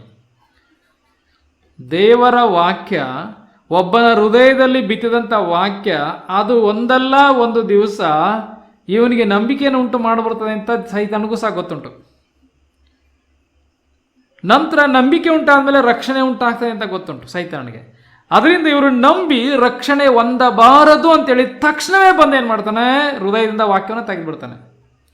ಅಲ್ಲಿ ನೋಡಿ, ಅಲ್ಲಿ ವಾಕ್ಯದಲ್ಲಿ ಹಂಗೆ ಬರೆಯಲ್ಪಟ್ಟಿದೆ, ಕೆಲವರು ವಾಕ್ಯವನ್ನು ಕೇಳಿದ ಕೂಡಲೇ ಅಂತಿದೆ, ಕೂಡಲೇ ತಕ್ಷಣವೇ ಅಂತ. ವಾಕ್ಯ ಕೇಳ್ತಿರುವಾಗಲೇ ಏನು ಮಾಡ್ತಾನೆ, ಬಂದು ಅವರ ಹೃದಯದಿಂದ ವಾಕ್ಯವನ್ನು ತೆಗೆದು ಬಿಡುತ್ತಾನೆ. ಕಾರಣ ಏನಂತಂದರೆ, ಆ ವಾಕ್ಯನ ಸ್ವಲ್ಪ ದಿನ ಬಿಟ್ಟರೆ ಸಾಕು, ಏನಾಗ್ತದೆ, ಅದು ಇವನಲ್ಲಿ ನಂಬಿಕೆ ಉಂಟು ಮಾಡಿಬಿಡ್ತದೆ. ನಂತರ ನಂಬಿಕೆ ಉಂಟಾದರೆ ಇವನು ರಕ್ಷಣೆಗೆ ಕಾರಣ ಆಗಿಬಿಡ್ತದೆ. ಅದರಿಂದ ಇವನು ರಕ್ಷಣೆ ಹೊಂದಬಾರದು ಅಂತೇಳಿ ಸೈತನ್ನ ಗುಣ ಆಗಿದೆ, ಸೈತನ್ನ ಒಂದು ಆಲೋಚನೆ ಆಗಿದೆ. ಅದರಿಂದ ಫಸ್ಟ್ ಮಾಡುವಂಥ ಕೆಲಸ ಆ ವಾಕ್ಯವನ್ನು ತೆಗೆದುಬಿಡ್ತದೆ. ಇಲ್ಲಿ ಸಮಸ್ಯೆ ಯಾರು ಮಾಡೋದು, ನಾವು ತಿಳ್ಕೊಂಡಿರೋದು ಸೈತಾನ್ ಮಾಡೋ ಕೆಲಸ ನಾವೇನು ಮಾಡಲಿಕ್ಕಾಗಲ್ಲ ಅಂತ ಅಲ್ವಾ? ಸತ್ಯ ತಾನೆ? ಇಲ್ಲಿ ಸೈತಾನ್ ತಾನೇ ಕದ್ಬಿಡ್ತಾ ಇರೋದು ವಾಕ್ಯನ. ಸೈತಾನನ್ನು ಕದ್ಕೊಂಡು ಹೋಗ್ಲಿಕ್ಕೂ ಮತ್ತೊಂದು ಕಾರಣ ಇದೆ. ಮತ್ತಾಯನ ಸುವಾರ್ತೆಯಲ್ಲಿ ನಾವು ಓದುವಾಗಲಿ ಬರೆಯಲ್ಪಟ್ಟಿದೆ. ಮತ್ತಾಯನ ಸುವಾರ್ತೆಯಲ್ಲಿ 19ನೇ ವಚನ ಓದೋಣ. ಬಿತ್ತುವವನ ವಿಷಯವಾದ ಸಾಮ್ಯದ ಅರ್ಥವನ್ನು ಕೇಳಿರಿ, ಯಾವನಾದರೂ ಪರಲೋಕ ರಾಜ್ಯದ ವಾಕ್ಯವನ್ನು ಕೇಳಿ ತಿಳುಕೊಳ್ಳದೆ ಇರುವಲ್ಲಿ ಅಂತ. ತಿಳುಕೊಳ್ಳದೆ ಇರುವಲ್ಲಿ, ಈಗ ಕೇಳುತ್ತಾನೆ, ಅದರ ಕುರಿತಾಗಿ ತಿಳ್ಕೊಳ್ಳಿಕ್ಕೆ ಆಸಕ್ತಿ ಇಲ್ಲದಿದ್ದರೆ, ಅದನ್ನು ಅಲಕ್ಷ್ಯ ಮಾಡಿದರೆ, ಗಮನಿಸಿ, ಅಲ್ಲಿ ಸೈತಾನನ ಒಂದು ಕಡೆ ಕದ್ಕೊಳ್ತಾನೆ ಸತ್ಯ. ಯಾಕೆ ಕದ್ಕೊಳ್ತಾನೆ? ನಿನ್ನಲ್ಲಿ ಅಲಸ್ಯತನ ಇರುವುದರಿಂದ, ನಿನ್ನಲ್ಲಿ ಅದರ ಕುರಿತಾಗಿ ಆಸಕ್ತಿ ಇಲ್ಲದ್ರಿಂದ, ನಿನಗೆ ಕೇಳಿಸ್ಕೊಳ್ತೀಯ, ತಾತ್ಸಾರ ಮಾಡಿ ಹೋಗ್ತೀಯ, ಅದರಿಂದ ಸೈತಾನಿಗೆ ಅವಕಾಶ ಆಗ್ತದೆ. ಹಾಗಿದ್ರೆ ನನ್ನ ರೆಸ್ಪಾನ್ಸಿಬಿಲಿಟಿ ಇದೆ ಎಂಬುದನ್ನು ಅರ್ಥ ಮಾಡಿಕೊಳ್ಳಬೇಕಿಲ್ಲಿ. ನನ್ನ ಜವಾಬ್ದಾರಿ ಇದೆ ದೇವರ ವಾಕ್ಯದ ಕಡೆಗೆ. ದೇವರ ವಾಕ್ಯವನ್ನು ಸರಿಯಾಗಿ ಲಕ್ಷ್ಯ ಕೊಟ್ಟು ಕೇಳಿಸ್ಕೊಂಡು ಅದರ ಕುರಿತಾಗಿ ಗಮನ ಕೊಡದೇ ಇದ್ದರೆ ಸೈತಾನನು ಈ ಕೇಳ್ತಿದ್ದಾಗಲೇ ಮತ್ತೆ ನಿಮ್ಮನ್ನು ಪ್ರಶ್ನೆ ಮಾಡಿದ್ರೆ ಮರ್ತೋಗಿರ್ತದೆ. ಯಾಕೆ ಹೇಳಿ? ಯಾಕೆ ನಾವು ಸರಿಯಾಗಿ ಗಮನ ಕೊಡದೆ ಯಾಕಡೋ ಕೆಲಸ ಮಾಡುತ್ತಾ ಏನೋ ಮಾಡ್ತಾ ದೇವ್ರ ವಾಕ್ಯ ಕಷ್ಟಾಗಿ ಏನೋ ಒಂಥರ ವಾರ್ತೆ ಕೇಳ್ದಂಗೆ ಕೇಳ್ಕೊಂಡು ಅಲ್ಲಿ ಕೆಲಸಗಳು ಮಾಡ್ತಾ ಇದ್ರೆ ನೀವು ತಲ್ವೇ ಅಲ್ಲಿ ಟಕ ಟಕ ಟಕ ಟಕ ಅಂತ ಅಡುಗೆ ಮಾಡ್ತಾ ಇದ್ರೆ ಏನಾಗ್ತದೆ? ಸೈತನಿಗೆ ಅದೇ ಚಾನ್ಸು. ಇವರು ಅಲಕ್ಷ್ಯವಾಗಿದ್ದಾರೆ, ಇವ್ರಿಗೂ ಸಹ ಅಷ್ಟು ಗಾಂಭೀರ್ಯತೆ ಇಲ್ಲ, ಅಷ್ಟು ಪ್ರಾಮುಖ್ಯತೆ ಇಲ್ಲ ಅವ್ರಿಗೆ. ಏನೋ ಒಂದು ಹಾಕ್ಬಿಟ್ಟು ಆತ ಇಟ್ಬಿಟ್ಟು ಅವ್ರ ಕೆಲಸ ಮಾಡ್ತಾ ಇದ್ರೆ ಅಂತ ಅವನಿಗೂ ಸಹ ಚೆನ್ನಾಗಿ ಗೊತ್ತುಂಟು. ಅದರಿಂದ ಏನು ಮಾಡ್ತಾನೆ? ಚಾನ್ಸ್ ಕತ್ಕತಾನೆ. ಆಗ ನಾಳೆ ಕೇಳಿದ್ರೆ ಏನು ಕೇಳಿದೆ ಅಂತ ಗೊತ್ತಿಲ್ಲ ಕೆಲವರಿಗೆ. ದಿನ ಕೇಳ್ತಾ ಇದ್ದೀವಿ, ಆದರೆ ಏನು ಕಲಿಸಿದ್ರು ಏನು ಕೇಳಿದ್ವಿ ಗೊತ್ತಿಲ್ಲ. ಯಾಕೆ? ಆಲ್ರೆಡಿ ಅವ್ರ ಕಳ್ಳ ಕದ್ಕೊಟ್ಟಾಗಾಯಿತು. ಕಾರಣ ಏನದಕ್ಕೆ? ನೀವು ಅಲಕ್ಷ್ಯ ಮಾಡೋದ್ರಿಂದ, ನಿಮಗೆ ಗಾಂಭೀರ್ಯತೆ ಇಲ್ಲದ್ರಿಂದ. ನನಗೂ ನಿಮಗೂ ದೇವರ ವಾಕ್ಯದ ಕುರಿತ ಗಾಂಭೀರ್ಯತೆ ಇಲ್ಲದಿದ್ದರೆ ಸೈತನಿಗೆ ಚಾನ್ಸ್ ಕದ್ಕೊಂಡು ಹೋಗ್ಲಿಕ್ಕೆ. ಇದು ನೋಡುವ ಸಮಯದಲ್ಲಿ ಕೆಲವರು ಈ ರೀತಿ ದೇವರ ವಾಕ್ಯವನ್ನು ಕೇಳಿ ತಿಳ್ಕೊಳ್ಳದೇ ಇರುವಲ್ಲಿ ಎಂಬುದಾಗಿ ನೋಡುವಂಥವರಾಗಿದ್ದೇವೆ. ಅದರ ಕಡೆಗೆ ಗಮನ ಕೊಡದೆ ಆಸಕ್ತಿ ತೋರದೆ ಇರುವಲ್ಲಿ ಸೈತಾನನು ಬಂದು ಕದ್ಕೊಂಡು ಹೊಟ್ಟೋಗ್ಬಿಡ್ತಾನೆ. ಆಗ ವಾಕ್ಯನೇ ಇಲ್ಲ ಹೃದಯದಲ್ಲಿ ಅಂದರೆ ಫಲ ಹೆಂಗೆ ಬರ್ತದೆ ಹೇಳಿ? ಹೃದಯದಲ್ಲಿ ವಾಕ್ಯವೇ ಬೀಜ ಇದ್ದರೆ ಅದು ಮೊಳೀತದೆ, ಫಲ ಕೊಡ್ಲಿಕ್ಕೆ ಸಾಧ್ಯವಾಗ್ತದೆ. ವಾಕ್ಯನೇ ಇಲ್ಲ ಅಂದರೆ ಅದು ಇಲ್ಲ ಅಂದರೆ ಬೆಳಿಲಿಕ್ಕೆ ಸಾಧ್ಯವಿಲ್ಲ. ಮುಗೀತು ಆ ಕತೆ. ಓಕೆ, ಎರಡನೇ ಒಂದು ಭೂಮಿಯ ಕುರಿತಾಗಿ ನಾವು ನೋಡುತ್ತೇವೆ. ಎರಡನೇದೇನು? ಅದು ಬಂಡೆ ನೆಲದಲ್ಲಿ ಬಿದ್ದಂಥ ಬೀಜ ಎಂಬುದಾಗಿ ನೋಡುತ್ತೇವೆ. ಓಕೆ, ನಂತರ ನಾವು 13ನೇ ಅಧ್ಯಾಯ 20ನೇ ವಚನಕ್ಕೆ ಬರೋಣ. ಒಬ್ಬನು ವಾಕ್ಯವನ್ನು ಕೇಳಿದ ಕೂಡಲೇ ಸಂತೋಷದಿಂದ ಅದನ್ನು ಸ್ವೀಕರಿಸುತ್ತಾನೆ. ಓಕೆ, ಸಂತೋಷವಾಗಿ ಸ್ವೀಕಾರ ಮಾಡ್ಕೊಳ್ತಾನೆ. ಕೆಲವರಿಗೆ ಭಾಳ ಸಂತೋಷ. ಹೆಂಗಿರ್ತಾರೆ ಅಂದರೆ ತುಂಬ ಖುಷಿ ಅವ್ರಿಗೆ. ದೇವರ ವಾಕ್ಯ ಕೇಳುವಾಗ ಎಂಥ ವಾಕ್ಯ, ಎಂಥ ಸಂದೇಶ ಎಂಬುದಾಗಿ ಹೇಳಿ ಭಾಳ ಖುಷಿ ಪಟ್ಕೊಂಡು ಒಂದು ರೀತಿ ಬರ್ರಂತ ಬೆಳೆದು ಬರ್ತಾರಲ್ಲ, ಆ ರೀತಿಯಾಗಿ ಅನೇಕರು ಮುಂದೆ ಬರುತ್ತಾರೆ. ಇಲ್ಲ ಅಂತ ಹೇಳಲ್ಲ. ಎಷ್ಟೋ ಜನರು ನಾನು ನೋಡಾಯಿತು ನನ್ನ ಸೇವೆಯಲ್ಲಿ, ಅನೇಕರು ಬರ್ರನ್ ಬಂದು ಬರ್ರನ್ ಸೋತೋಗಿದ್ದಾರೆ. ಅರ್ಥ ಆಯ್ತಾ?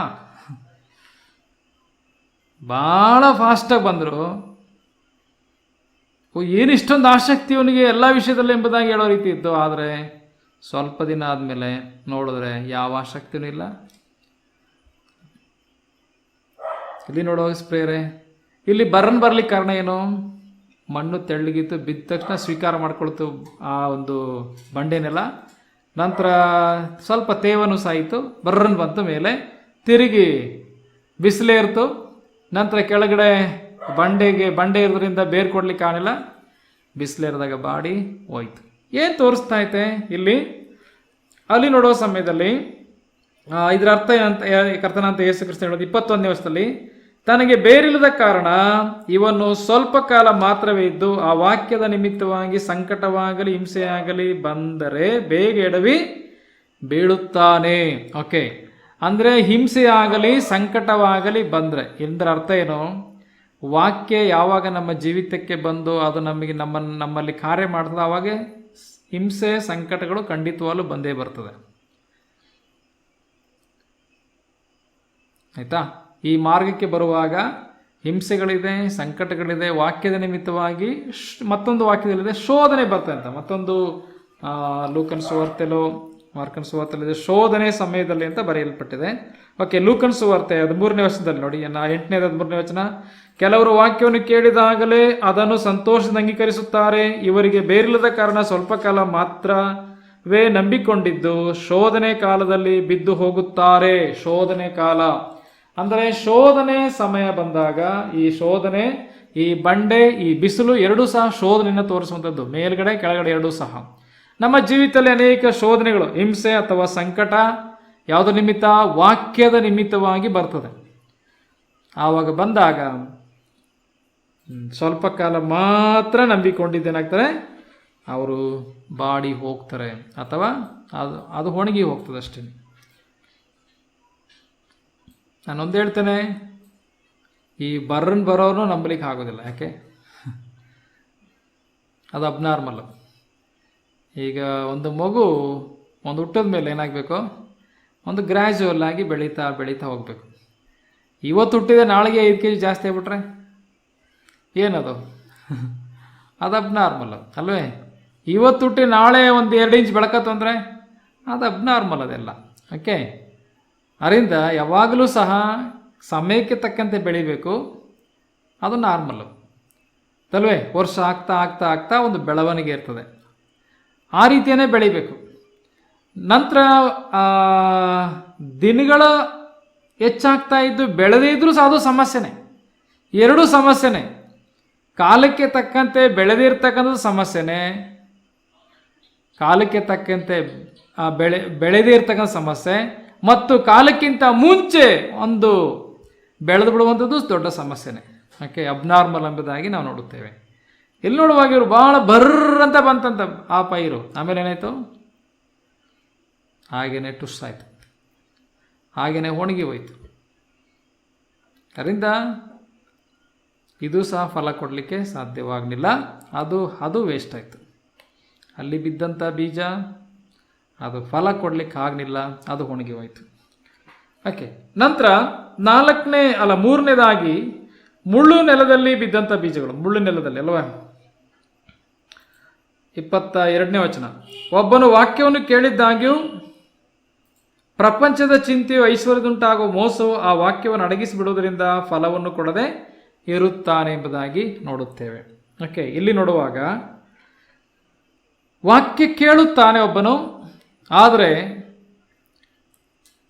ಅವನಿಗೆ ಫಲ ಕೊಡ್ಲಿಕ್ಕೆ ಆಗೋದಿಲ್ಲ. ಯಾಕೆಂದರೆ ಅವನ ಸುತ್ತಲೂ ಅನೇಕ ಮುಳ್ಳುಗಳು ಇದೆ.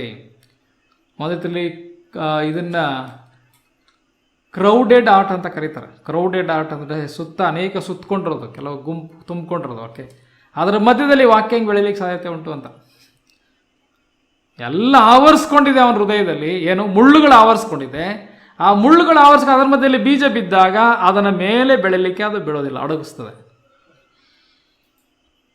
ಓಕೆ, ನಾವು ಇದೇ 3 ಸುವಾರ್ತೆಗಳಲ್ಲಿ ನಾವು 4 ರೀತಿಯ ಮುಳ್ಳುಗಳನ್ನು ನಾವು ನೋಡ್ತೇವೆ.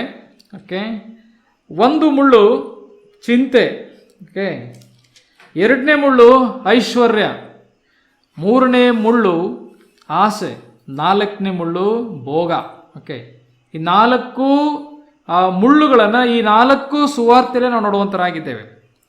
ಓಕೆ, ಮೊದಲನೇ ಮುಳ್ಳು ಯಾವುದು? ಚಿಂತೆ. ಈ ಚಿಂತೆ ಎಂಬ ಮುಳ್ಳು ಒಳಗಡೆ ಇದ್ದರೆ ದೇವರ ವಾಕ್ಯ ಬೆಳೀಲಿಕ್ಕೆ ಸಾಧ್ಯವಿಲ್ಲ. ಮತ್ತೊಂದು ಐಶ್ವರ್ಯವಂತರಾಗಬೇಕಂತ ಮನಸ್ಸು ಮಾಡಿದರೆ ಅದರಲ್ಲಿ ದೇವರ ವಾಕ್ಯ ಬೆಳೀಲಿಕ್ಕೆ ಸಾಧ್ಯವಿಲ್ಲ, ದೇವರ ವಾಕ್ಯ ಒಳಗಡೆ ಬೆಳೀಲಿಕ್ಕೆ ಸಾಧ್ಯವಿಲ್ಲ. ನಂತರ ಆಸೆ, ಇತರ ವಿಷಯಗಳ ಮೇಲಿನ ಆಸೆ, ಇದು ದೇವರ ವಾಕ್ಯ ಬೆಳೆಯದಂತೆ ಅಡಗಿಸುತ್ತದೆ.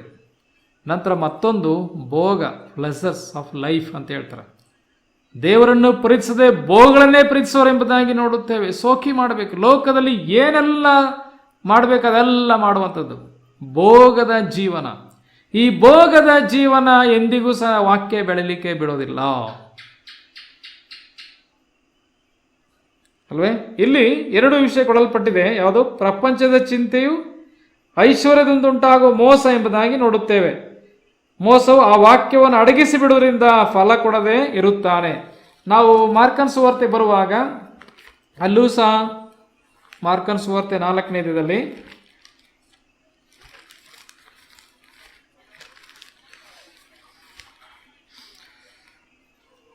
19ನೇ ವಚನ. ಇನ್ನೂ ಕೆಲವರು ವಾಕ್ಯವನ್ನು ಕೇಳಿದ್ದಾಗ್ಯೂ ಪ್ರಪಂಚದ ಚಿಂತೆಗಳು, ಐಶ್ವರ್ಯದಿಂದುಂಟಾಗುವ ಮೋಸವು, ಇತರ ವಿಷಯಗಳ ಮೇಲಿನ ಆಸೆಗಳು ಎಂಬುದಾಗಿ ನೋಡ್ತೇವೆ.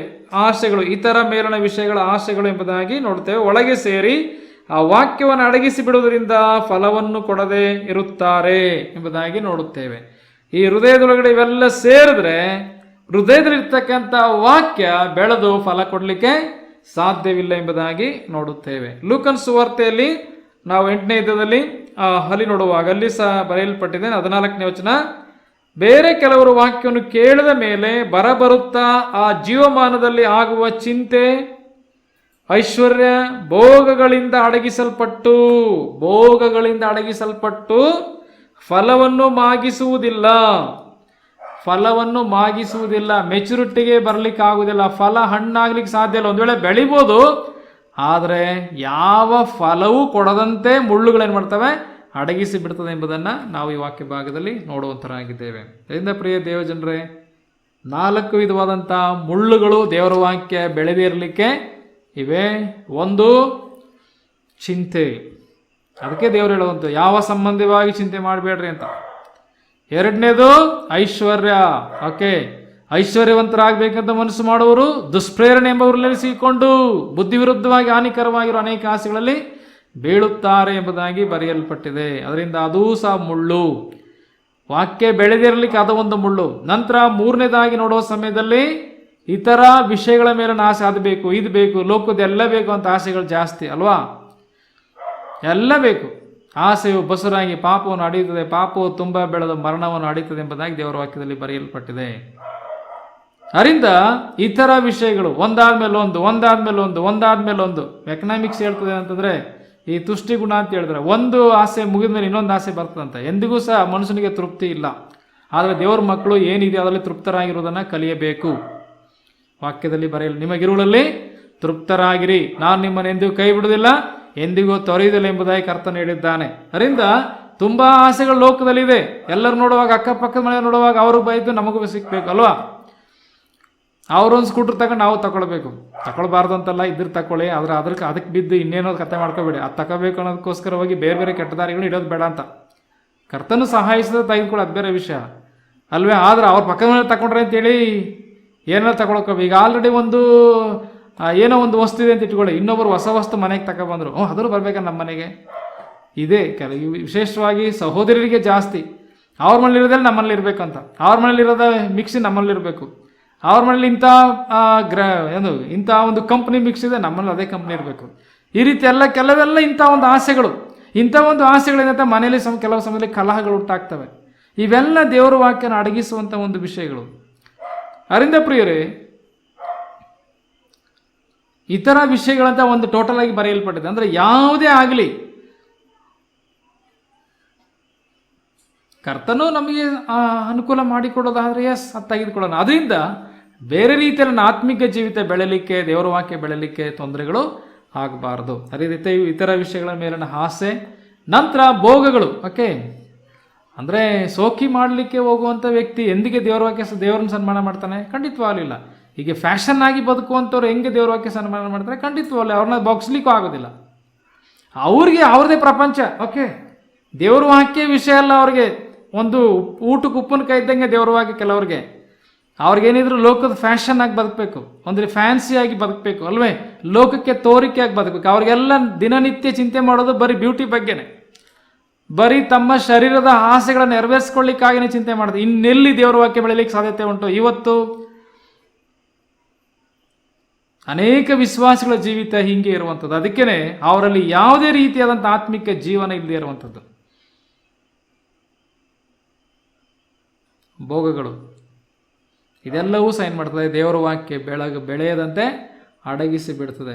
ಈ 3 ನೆಲವೂ ಸಹ ವೇಸ್ಟ್. ನೀವೊಂದು ವೇಳೆ ದೇವರ ವಾಕ್ಯ ಕೇಳೋರಾಗಿ ಇಂಥ 3 ನೆಲಗಳುಳ್ಳವರಾಗಿದ್ದರೆ ಪ್ರಯೋಜನ ಇಲ್ಲ, ಫಲ ಬಿಡ್ಲಿಕ್ಕೆ ಸಾಧ್ಯವಿಲ್ಲ, ಖಂಡಿತ ಸಾಧ್ಯವಿಲ್ಲ. ನಾನಲ್ಲಿ ಹೇಳ್ತಿರೋದು, ದೇವರ ವಾಕ್ಯ ಹೇಳ್ತಿರೋದು.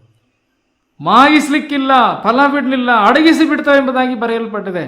ಆದರೆ ಕರ್ತನೆ, ಕೆಲವರು ಹೇಳುತ್ತಾರೆ, ನಾವು ಹೀಗೆ ಸೋಕಿ ಮಾಡಿದ್ರು ಸಹ, ನಾವು ಭೋಗಿಗಳಾಗಿ ಬದುಕಿದ್ರು ಸಹ ದೇವರ ವಾಕ್ಯದಿಂದ ನಡ್ಕೊಳ್ತೇವೆ. ಓಹೋ, ನಡ್ಕೊಳ್ತಾರಲ್ವಾ? ನಾವು ಇದನ್ನು ಮಾಡ್ತೇವೆ, ಅದನ್ನು ಮಾಡ್ತೇವೆ. ಹೆಂಗೆ ಸಾಧ್ಯ ಉಂಟು? ಖಂಡಿತ ಸಾಧ್ಯವಿಲ್ಲ. 2 ದೋಣಿ ಮೇಲೆ ಕಾಲಿಡ್ಲಿಕ್ಕೆ ಸಾಧ್ಯವಿಲ್ಲ. ಅದರಿಂದ ನಾವು ಕರ್ತನಿಗಿಂತ ಬುದ್ಧಿವಂತರೇನಲ್ಲ, ದೊಡ್ಡವರೇನಲ್ಲ ಪ್ರಿಯರೇ ಅಂತ ಕರ್ತನೆಲ್ಲ ಹೇಳಿರುವಂಥದ್ದು. ಈ 3 ನೆಲಗಳು ಫಲ ಕೊಡ್ಲಿಕ್ಕೆ ಆಗಲಿಲ್ಲ, ಯಾವುದೇ ಫಲ ಅದರಲ್ಲಿ ಸಿಕ್ಕಲಿಲ್ಲ. ಒಂದು ವೇಳೆ ದೇವರ ವಾಕ್ಯ ಕೇಳಿ ಕೇರ್ಲೆಸ್ ಮಾಡಿ ಬದುಕಿದರೆ ಸೈತಾನ ಕದ್ಕೊಂಡು ಹೋಗ್ತಾನೆ. ಆ ಬಲಿ ಬೀಜನೇ ಇರಲ್ವಲ್ಲ, ಇನ್ನು ಫಲ ಏನು ಕೊಡ್ತೇನೆ ನೀನು? ಎರಡನೇದಾಗಿ ನಿನ್ನ ಹೃದಯ ಸಿದ್ಧತಿಲ್ಲದಂಥ ಒಂದು ಬಂಡೆ ಆಗಿದ್ರೆ, ಹಾರ್ಡ್ ಆಗಿದ್ರೆ, ಇನ್ನು ಫಲ ಕೊಡ್ಲಿಕ್ಕೆ ಎಲ್ಲಿ ಸಾಧ್ಯವಾಗ್ತದೆ? ಬಿಸಿಲೇ ಇರ್ತದೆ, ಕೆಳಗಡೆ ಬೇರು ಕೊಡ್ಲಿಕ್ಕೆ ಆಳ ಇಲ್ಲ, ಒಣಗಿ ಹೋಗ್ತದೆ. ಭಾಳ ಕೆಲವು ಸಮಯದಲ್ಲಿ ಖುಷಿಯಾಗಿ ಬರ್ಬೋದು, ಅಂದರೆ ಬುರ್ರ್ ಅಂತ ಬರುವಂಥದ್ದು, ಆಮೇಲೆ ಬರ್ರ್ ಅಂತ ಹೋಗುವಂಥದ್ದು. ಹಾಗೆ ಅಲ್ಲ ಕ್ರಿಸ್ತಿಯ ಜೀವನ. ಯಾಕೆ ಅದು ಫಲ ಕೊಡ್ಲಿಕ್ಕಲ್ಲ. ಮೂರನೇದಾಗಿ ನೋಡೋ ಸಮಯದಲ್ಲಿ ಮುಳ್ಳುಗಳು. ಈ ಮುಳ್ಳುಗಳಿರುವಂಥ ನೆಲದಲ್ಲಿ ಎಂದಿಗೂ ಸಹ ಆ ಬೀಜ ಮೊಳತರೂ ಸಹ ಮೇಲಕ್ಕೆ ಬರ್ಲಿಕ್ಕೆ ಬಿಡಲ್ಲ, ಫಲ ಬಿಡ್ಲಿಕ್ಕೆ ಬಿಡೋದಿಲ್ಲ. ಆ ಮುಳ್ಳು ಯಾವುದು ಎಂಬುದಾಗಿ ನಮ್ಮೆಲ್ಲರಿಗೂ ಸಹ ಈಗಾಗಲೇ ಗೊತ್ತಾಯಿತು. ಓಕೆ, ಈ ಮೂರು ನೆಲವೂ ಸಹ ಬೀಜ ಸಮಸ್ಯೆ ಇಲ್ಲ, ಬಿತ್ತುವವನ ಸಮಸ್ಯೆ ಇಲ್ಲ, ನೆಲದ ಸಮಸ್ಯೆ. ಫಲ ಕೊಡಲಿಲ್ಲ ಇವು. ಓಕೆ, ಅದರ ಅರ್ಥ ಏನು? ದೇವರ ವಾಕ್ಯದ ಸಮಸ್ಯೆ ಇಲ್ಲ, ಬಿತ್ತುವವನ ಸಮಸ್ಯೆನೂ ಇಲ್ಲ, ಆದರೆ ಮನುಷ್ಯನ ಹೃದಯದಲ್ಲಿ ಸಮಸ್ಯೆ ಇರುವಂಥದ್ದು. ಮನುಷ್ಯನ ಹೃದಯದಲ್ಲಿ ಸಮಸ್ಯೆ ಇರುವಂಥದ್ದು. ಮನುಷ್ಯನು ಹೇಗೆ ದೇವರ ವಾಕ್ಯನ ಅಂಗೀಕಾರ ಮಾಡ್ಕೊಳ್ತಾ ಅದರ ಆಧಾರದ ಮೇಲೆ ಅವನು ಫಲ ಬಿಡುತ್ತಾನೆ ಅಷ್ಟೇನೆ. ಅದರಿಂದ ಪ್ರಿಯರೇ, ನಾವು ದೇವರನ್ನು ಮೋಸ ಮಾಡಲಿಕ್ಕೆ ಆಗೋದಿಲ್ಲ. ಕರ್ತನ ಹೇಳೋದನ್ನು ಈ ಸಾಮ್ಯದಲ್ಲಿ ಬಹಳ ಪ್ರಾಮುಖ್ಯವಾದ ಸತ್ಯವನ್ನು ಆತನು ಕಲಿಸುವುದನ್ನು ನೋಡುವಂತರಾಗಿದ್ದೇವೆ. ನಂತರ 4ನೇ ನೆಲದ ಕುರಿತಾಗಿ ಓದುವಾಗ 4ನೇ ವಿಧವಾದಂಥ ಜನರು, ನಾವು 23ನೇ ವಚನ 13ನೇ ಇದೆ ಮತ್ತಾಯನ ಸುವಾರ್ತೆಯಲ್ಲಿ, ಒಬ್ಬನು ವಾಕ್ಯವನ್ನು ಕೇಳಿ ತಿಳ್ಕೊಂಡು ಫಲವಂತನಾಗಿ 100ರಷ್ಟಾಗಲಿ 60ರಷ್ಟಾಗಲಿ 30ರಷ್ಟಾಗಲಿ ಫಲವನ್ನು ಕೊಡುತ್ತಾನೆ, ಇವನೇ ಒಳ್ಳೆಯ ನೆಲವಾಗಿರುವವನು ಎಂದು ಹೇಳಿದನು. ಇಲ್ಲಿ ನೋಡಿ, ಮತ್ತೊಂದು ಫೈನಲ್ ಭೂಮಿ ಅಥವಾ ಕೊನೆಯದಾದಂಥ ಒಂದು ನೆಲ, ಅದು ಒಳ್ಳೆಯ ನೆಲ ಎಂಬುದಾಗಿ ನೋಡುವಂತರಾಗಿದ್ದೇವೆ. ಅದು ಎಂಥ ಹೃದಯ ಎಂಬುದಾಗಿ ಲೂಕನು ತನ್ನ ಸುವಾರ್ತೆಯಲ್ಲಿ 8ನೇ ತಿಳಿಸುವುದನ್ನು ನೋಡುತ್ತೇವೆ. 15ನೇ ವಚನ, ಮತ್ತು ಕೆಲವರು ವಾಕ್ಯವನ್ನು ಕೇಳಿ ಸುಗುಣವುಳ್ಳ ಒಳ್ಳೆ ಹೃದಯದಲ್ಲಿ ಇಟ್ಟುಕೊಂಡು, ಗಮನಿಸಿ, ಹೃದಯದಲ್ಲಿ ವಾಕ್ಯದಲ್ಲಿರಬೇಕು, ಹೃದಯದಲ್ಲಿರಬೇಕು. ಅದಕ್ಕೆ ಹೃದಯವೆಂಬ ಹಾಲಿಗೆಯಲ್ಲಿ ಬರೀಬೇಕಂತ ನಾವು ನೋಡ್ತೇವೆ ಯಾವುದು ಜ್ಞಾನೋಕ್ತಿಗಳಲ್ಲಿ. ವಾಕ್ಯ ಹೃದಯದಲ್ಲಿ ಇಟ್ಟುಕೊಂಡು, ಅದು ಇಟ್ಟುಕೊಂಡದ ಅರ್ಥ ಕದ್ಕೊಳ್ಳಿಕ್ಕೆ ಅವಕಾಶ ಮಾಡ್ಕೊಳ್ಬಾರ್ದು ಅಂತ ಅರ್ಥ, ಅಲಕ್ಷ್ಯ ಮಾಡಬಾರ್ದಂತ. ಇಟ್ಟುಕೊಳ್ಳುವುದೇನು ತೋರಿಸ್ತಾ ಐತೆ, ಅದರರ್ಥ ಕದ್ದುಕೊಳ್ಳಿಕ್ಕೆ ಅವಕಾಶ ಕೊಡದೇ ಇರುವಂಥದ್ದು ಸೈತಾನನಿಗೆ. ಸುಗುಣವುಳ್ಳ ಒಳ್ಳೆಯ ಹೃದಯದಲ್ಲಿ ಇಟ್ಟುಕೊಂಡು, ನಂತರ ತಾಳ್ಮೆಯಿಂದ ಫಲ ಕೊಡುತ್ತಾ ಅಂದ್ರೆ ಬರ್ರಂತಲ್ಲ, ನಾನು ಹೇಳಿದ್ನಲ್ಲ, ಬಂಡೆನೆಲ್ಲ ಏನು ಮಾಡ್ತೋ ತಕ್ಷಣ ಬಹಳ ಸಂತೋಷ ಪಡ್ತಾರಂತೆ ಕೆಲವರು, ಅಲ್ವೇ? ಬರ್ರನ್ನೇ ಬೆಳೀತಾರೆ, ಆಮೇಲೆ ಹಂಗೇನೆ ಒಣಗಿ ಹೋಗ್ತಾರೆ. ಆ ರೀತಿ ಅಲ್ಲ ಅಂತ ಅರ್ಥ. ತಾಳ್ಮೆಯಿಂದ ಫಲ ಕೊಡುತ್ತಾ, ತಾಳ್ಮೆ, ನಿಧಾನವಾಗಿ. ನಾನು ಬೇಗನೆ ಪ್ರೀಚರ್ ಆಗ್ಬಿಡ್ಬೇಕು ಅಲ್ವಾ? ಅನೇಕ ಪ್ರೀಚರ್ಗಳು ಹಾಗೆ ಹೋಗಿದ್ದಾರೆ ಈಗ ಆಲ್ರೆಡಿ ಹಿಂದೆ. ಬೇಗಿನ ಪ್ರೀಚರ್ಗಳು ಬೇಗ ನಾನು ನಿಂತ್ಕೋಬೇಕು, ನಿಧಾನಕ್ಕೆ ಆಗಲಿ. ದೇವರು ಯಾವ ಟೈಮ್ ಕೊಡ್ತಾನೆ ಆವಾಗಲೇ ಆಗಲಿ ಎಲ್ಲ ಕಾರ್ಯಗಳು. ನಿಧಾನಕ್ಕೆ ಬೆಳೀರಿ. ಕರ್ತನ ಬೆಳೆಸ್ತಾನೆ, ಕರ್ತನಿಗೆ ಒಪ್ಪಿಸಿ, ಕರ್ತನ ಟೈಮಲ್ಲಿ ಮೇಲೆತ್ತುತ್ತಾನೆ, ಕರ್ತನ ಉಪಯೋಗಿಸಿಕೊಳ್ಳುತ್ತಾನೆ. ಇಲ್ಲಿ ನೋಡಿ, ತಾಳ್ಮೆಯಿಂದ ಫಲ ಕೊಡುತ್ತಾ. ಈ ಬಂಡೆ ನೆಲದಂಗೆ ಅಲ್ಲ ಇದು ಅಂತ ಗೊತ್ತಲ್ವಾ? ಓಕೆ, ನಂತರ ಅಲ್ಲಿ 3 ಸಂಗತಿಗಳು ನೋಡ್ತೇವೆ. ಕೇಳಿ ತಿಳುಕೊಂಡು ಎಂಬುದಾಗಿ ನೋಡ್ತೇವೆ. ಓಕೆ, ಕೇಳಿ ತಿಳುಕೊಂಡು ಎಂಬುದಾಗಿ ನೋಡ್ತೇವೆ. ನಂತರ ಮಾರ್ಕನ ಸುವಾರ್ತೆ ನೋಡುವಾಗ ಅಲ್ಲಿ ಕೈಕೊಂಡು ಎಂಬುದಾಗಿ ಬರೆಯಲ್ಪಟ್ಟಿದೆ. ಓಕೆ, ಒಳ್ಳೆಯ ನೆಲದ ವಿಶೇಷತೆ ಏನೆಂಬುದಾಗಿ, ಒಳ್ಳೆಯ ಹೃದಯವುಳ್ಳವರಂಥ ವಿಶೇಷತೆ ಏನೆಂಬುದಾಗಿ ನೋಡುತ್ತೇವೆ. ಅಲ್ಲಿ 20ನೇ ವಚನ ಮಾರ್ಕ 4:20, ಮತ್ತೆ ಕೆಲವರು ವಾಕ್ಯವನ್ನು ಕೇಳಿ ಕೈಕೊಂಡು ಅಂತಿದೆ ನೋಡಿ ಅಲ್ವಾ? ಕೇಳಿ ತಿಳುಕೊಂಡು ಕೈಕೊಂಡು ಅಂತ 3 ಪದಗಳು ಪ್ರಯೋಗ ಆಗಿದೆ. ಓಕೆ, ಈ ಸಾಮ್ಯದಲ್ಲಿ ಮಾರ್ಕನ್ ಸುವಾರ್ತೆಯಲ್ಲೂ ಮತ್ತಾಯನ ಸುವಾರ್ತೆಯಲ್ಲಿ ಓದುವಾಗ, ಇದು ಲೂಕನ್ ಸುವಾರ್ತೆಯಲ್ಲಿ ಸುಗುಣವುಳ್ಳ ಒಳ್ಳೆಯ ಹೃದಯ. ಇಂಥವ್ರು ಏನು ಮಾಡ್ತಾರಂತೆ, ದೇವರ ವಾಕ್ಯವನ್ನು ಕೇಳುತ್ತಾರೆ, ಅದನ್ನು ಕಾಪಾಡಿಕೊಳ್ಳುತ್ತಾರೆ. ಓಕೆ, ನಂತರ ಕೇಳಿ ತಿಳ್ಕೊಳ್ಳುತ್ತಾರೆ, ಅಂಡರ್ಸ್ಟ್ಯಾಂಡಿಂಗ್, ಅರ್ಥ ಮಾಡಿಕೊಳ್ಳುತ್ತಾರೆ. ನಂತರ 3ನೇದಾಗಿ ಕೈಕೊಳ್ಳುತ್ತಾರೆ. ಅರ್ಥ ಆಯ್ತಾ? ಅಲ್ಲಿ ಗಮನಿಸಿ, ಅಂದರೆ ವಾಕ್ಯ ಕೇಳುವುದು, ಅದನ್ನು ಅರ್ಥ ಮಾಡಿಕೊಳ್ಳುವುದು, ಅದರಂತೆ ನಡೆಕೊಳ್ಳುವಂಥದ್ದು. ಇದು ಒಳ್ಳೆ ಹೃದಯ ಉಳ್ಳವರ ಲಕ್ಷಣ, ಸುಗುಣವುಳ್ಳ ಒಳ್ಳೆ ಹೃದಯ ಉಳ್ಳವರ ಲಕ್ಷಣ ಇದು. ಕೇಳೋದು, ತಿಳ್ಕೊಳ್ಳೋದು, ಅನುಸರಿಸುವಂಥದ್ದು. ಅಂದ್ರತ್ತ knowing level, understanding level, application level ಅಂತ. ಓಕೆ, ಅಂದರೆ ಕೇಳುವ ಒಂದು ಮಟ್ಟ, ಅರ್ಥ ಮಾಡಿಕೊಳ್ಳುವ ಮಟ್ಟ, ಅಂದ್ರೆ ಅರ್ಥ ಧ್ಯಾನಿಸು ಮತ್ತೆ ಅಪ್ಲೈ ಮಾಡ್ಕೋ ಅಂತ. ಈಗ ಯೆಹೋಶುವನಿಗೆ ದೇವರು ಹೇಳಿದ್ನಲ್ಲ, ಈ ಮೋಶೆಯ ಧರ್ಮಶಾಸ್ತ್ರವು ಯಾವಾಗಲೂ ನಿನ್ನ ಬಾಯಲ್ಲಿ ಇರಲಿ, ಅಂದರೆ ಕಲಿ ಅಂತ. ಎರಡನೇದೇನೋ ಇದರಲ್ಲಿ ಧ್ಯಾನಿಸು, ಇಲ್ಲಿ ಬರೆದಿರೋದನ್ನ ಧ್ಯಾನಿಸು ಅಂದ್ರೆ ಮೆಡಿಟೇಟ್ ಮಾಡು ಅಂತ ಅರ್ಥ. ಏನರ್ಥ? ಇದರಲ್ಲಿ ನಾನು ಏನನ್ನ ಅನುಸರಿಸಬೇಕಾಗಿದೆ ಎಂಬುದನ್ನು ಅರ್ಥ ಮಾಡ್ಕೊಂತ. ಆಮೇಲೆ ಅದು ಗೊತ್ತಾದ್ಮೇಲೆ ಏನು ನಿನ್ನಿಂದ ದೇವರು ಬಯಸ್ತಾ ಇದ್ದಾನೆ ಹಾಗೆ ಬದುಕಲಿಕ್ಕೆ ನೀನು ನಿನ್ನ ಒಪ್ಪಿಸಿಕೊಂಡು ಅಪ್ಲೈ ಮಾಡ್ಕೋದನ್ನ ಅಂತ. ಓಕೆ, ಈ ರೀತಿ ಇರುವಂಥ ಒಂದು ಜೀವನ ಕರ್ತನಿಗೆ ಫಲ ಕೊಡಲಿಕ್ಕೆ ಸಾಧ್ಯವಾಗುತ್ತದೆ. ತಾಳ್ಮೆಯಿಂದ ಫಲ ಕೊಡಲಿಕ್ಕೆ ಸಾಧ್ಯವಾಗ್ತದೆ ಅಲ್ವಾ? ಅರಿಂದ ಪ್ರಿಯರೇ, ಈ ಸುಗುಣವುಳ್ಳ ಒಳ್ಳೆಯ ಹೃದಯದ ವಿಶೇಷತೆ ಏನಂದರೆ ದೇವರ ವಾಕ್ಯನ ಕೇಳುತ್ತಾರೆ, ಅದನ್ನ ಹೃದಯದಲ್ಲಿ ಸೈತನನ್ನು ಕದ್ದುಕೊಳ್ಳದಂತೆ ಇಟ್ಟುಕೊಳ್ಳುತ್ತಾರೆ. ನಂತರ ಆ ವಾಕ್ಯದ ಅರ್ಥವನ್ನು ಗ್ರಹಿಸಿಕೊಳ್ಳುತ್ತಾರೆ, ಅವರು ಅದನ್ನು ಕೈಕೊಂಡು ತಾಳ್ಮೆಯಿಂದ ಫಲ ಕೊಡುತ್ತಾರೆ. ಇವರೇ ಒಳ್ಳೆ ನೆಲವಾಗಿರುವರು. ಅದರಲ್ಲಿ ಫಲದ ಆ ಫಲ ಎಷ್ಟಿರ್ತದೆ ನಾವು ನೋಡ್ತೇವಲ್ಲ, ಎಷ್ಟೆಷ್ಟಾಗಿ ಕೊಡ್ತದೆ? 100, 60, 30%. ಒಂದು ಬೀಜ 100ರಷ್ಟು ಫಲ ಕೊಡ್ಬೋದು, ಮತ್ತೊಂದು ಬೀಜ 60ರಷ್ಟು ಫಲ ಕೊಡ್ತದೆ, ಮತ್ತೊಂದು ಬೀಜ 30ರಷ್ಟು ಫಲ ಕೊಡ್ತದೆ. ಅಂದ್ರೆ ಅರ್ಥ ಏನು? ಒಂದು ಬೀಜವು ವೇಸ್ಟ್ ಆಗಲಿಲ್ಲ, ಈ ಹೃದಯದೊಳಗೆ ಬಿದ್ದಂಥ ಬೀಜ ಅಂತ ಅರ್ಥ. ಅರಿಂದ ಪ್ರಿಯರೇ, ಇಂಥ ಒಂದು ಹೃದಯ ಉಳ್ಳವರ ಹೃದಯಕ್ಕೆ ದೇವರ ವಾಕ್ಯ ಬಿತ್ತುವಾಗ ಒಂದು ವೇಳೆ ಅವರು ಅಟ್ಲೀಸ್ಟ್ 30ರಷ್ಟಾದರೂ ಫಲ ಕೊಡುತ್ತಾರೆ ಎಂಬುದಾಗಿ ನಾವು ನೋಡುತ್ತೇವೆ. ಇದು ನಿಜ ವಿಶ್ವಾಸಿಗಳ ಲಕ್ಷಣ. ಇನ್ನುಳಿದಂಥ 3 ನೆಲಗಳು ಅವಿಶ್ವಾಸಿಗಳ ಚಿತ್ರಣ. ಕರ್ತನನ್ನು ನಂಬದಂಥವರ ಅಥವಾ ರಕ್ಷಿಸಲ್ಪಡದೇ ಇರತಕ್ಕಂಥವರ ಚಿತ್ರಣ. ಯಾಕೆಂದರೆ ಅವರ ಜೀವಿತದಲ್ಲಿ ಕರ್ತನಿಗೆ ಯಾವ ಫಲವೂ ಇಲ್ಲ. ಯಾಕೆ? ಪಕ್ಷಿ ತಿನ್ಕೊಬಿಡ್ತು ಬೀಜನ, ಬಿಸಿಲು ಒಣಗಿಸ್ಬಿಡ್ತು, ಮುಳ್ಳು ಅಡಗಿಸ್ಬಿಡ್ತು. ಆದ್ದರಿಂದ ಅವರು ಅವಿಶ್ವಾಸಿಗಳ ಒಂದು ಲಕ್ಷಣ. ಕರ್ತನಿಗೆ ಫಲ ಕೊಡಲಿಕ್ಕೆ ಆಗಲಿಲ್ಲ. ಆದರೆ ಒಳ್ಳೆ ಹೃದಯದಲ್ಲಿ ಬಿದ್ದಂಥ ಬೀಜ, ಒಂದು ವೇಳೆ ಕೆಲವರು 30ರಷ್ಟು ಒಟ್ಟಾರೆ ಅವರು ಫಲ ಕೊಡ್ತಾರೆ. ಅಂದರೆ ಕಡಿಮೆ ಇರ್ಬೋದು, ಅಷ್ಟೇ ಕ್ವಾಂಟಿಟಿ ಕಡಿಮೆ ಇರ್ಬೋದು, ಆದರೆ ಫಲವಿಲ್ಲದೆ ಬದುಕೋದಿಲ್ಲ ಅಂತ ಅರ್ಥ. ಯಾವುದೇ ವಿಶ್ವಾಸಿಯು ಫಲವಿಲ್ಲದೆ ಬದುಕೋದಿಲ್ಲ. ಅಂದರೆ 100ರಷ್ಟು ಇಲ್ಲದಿರು 30ರಷ್ಟಾರು ಕೊಡುತ್ತಾನೆ, ಕೆಲವರು 60ರಷ್ಟಾರು ಕೊಡುತ್ತಾರೆ, ಕೆಲವರು 100ರಷ್ಟು ಕೊಡುತ್ತಾರೆ. ಎಂದ ಪ್ರೇರೆ, ಈ ಒಳ್ಳೆಯ ನೆಲದಲ್ಲಿ ಬಿದ್ದಂಥ ಬೀಜ ಎಂದಿಗೂ ವೇಸ್ಟ್ ಆಗುವುದಿಲ್ಲ ಎಂಬುದಾಗಿ ನೋಡುವಂತರಾಗಿದ್ದೇವೆ. ಈ 4 ಥರದ ನೆಲದಲ್ಲಿ ನಾವು ಯಾವ ಗುಂಪಿಗೆ ಸೇರಿದವರು ಎಂಬುದನ್ನು ನಾವು ತಿಳ್ಕೊಳ್ಬೇಕು. ಇದು 4 ಥರದ ನೆಲವನ್ನು 2 ಭಾಗವಾಗಿ ಮಾಡ್ಬೋದು. ಒಂದು ಫಲವಿಲ್ಲದ ಭೂಮಿ, ಒಂದು ಫಲವತ್ತತೆಯ ಭೂಮಿ ಎಂಬುದಾಗಿ ಅಷ್ಟೆ.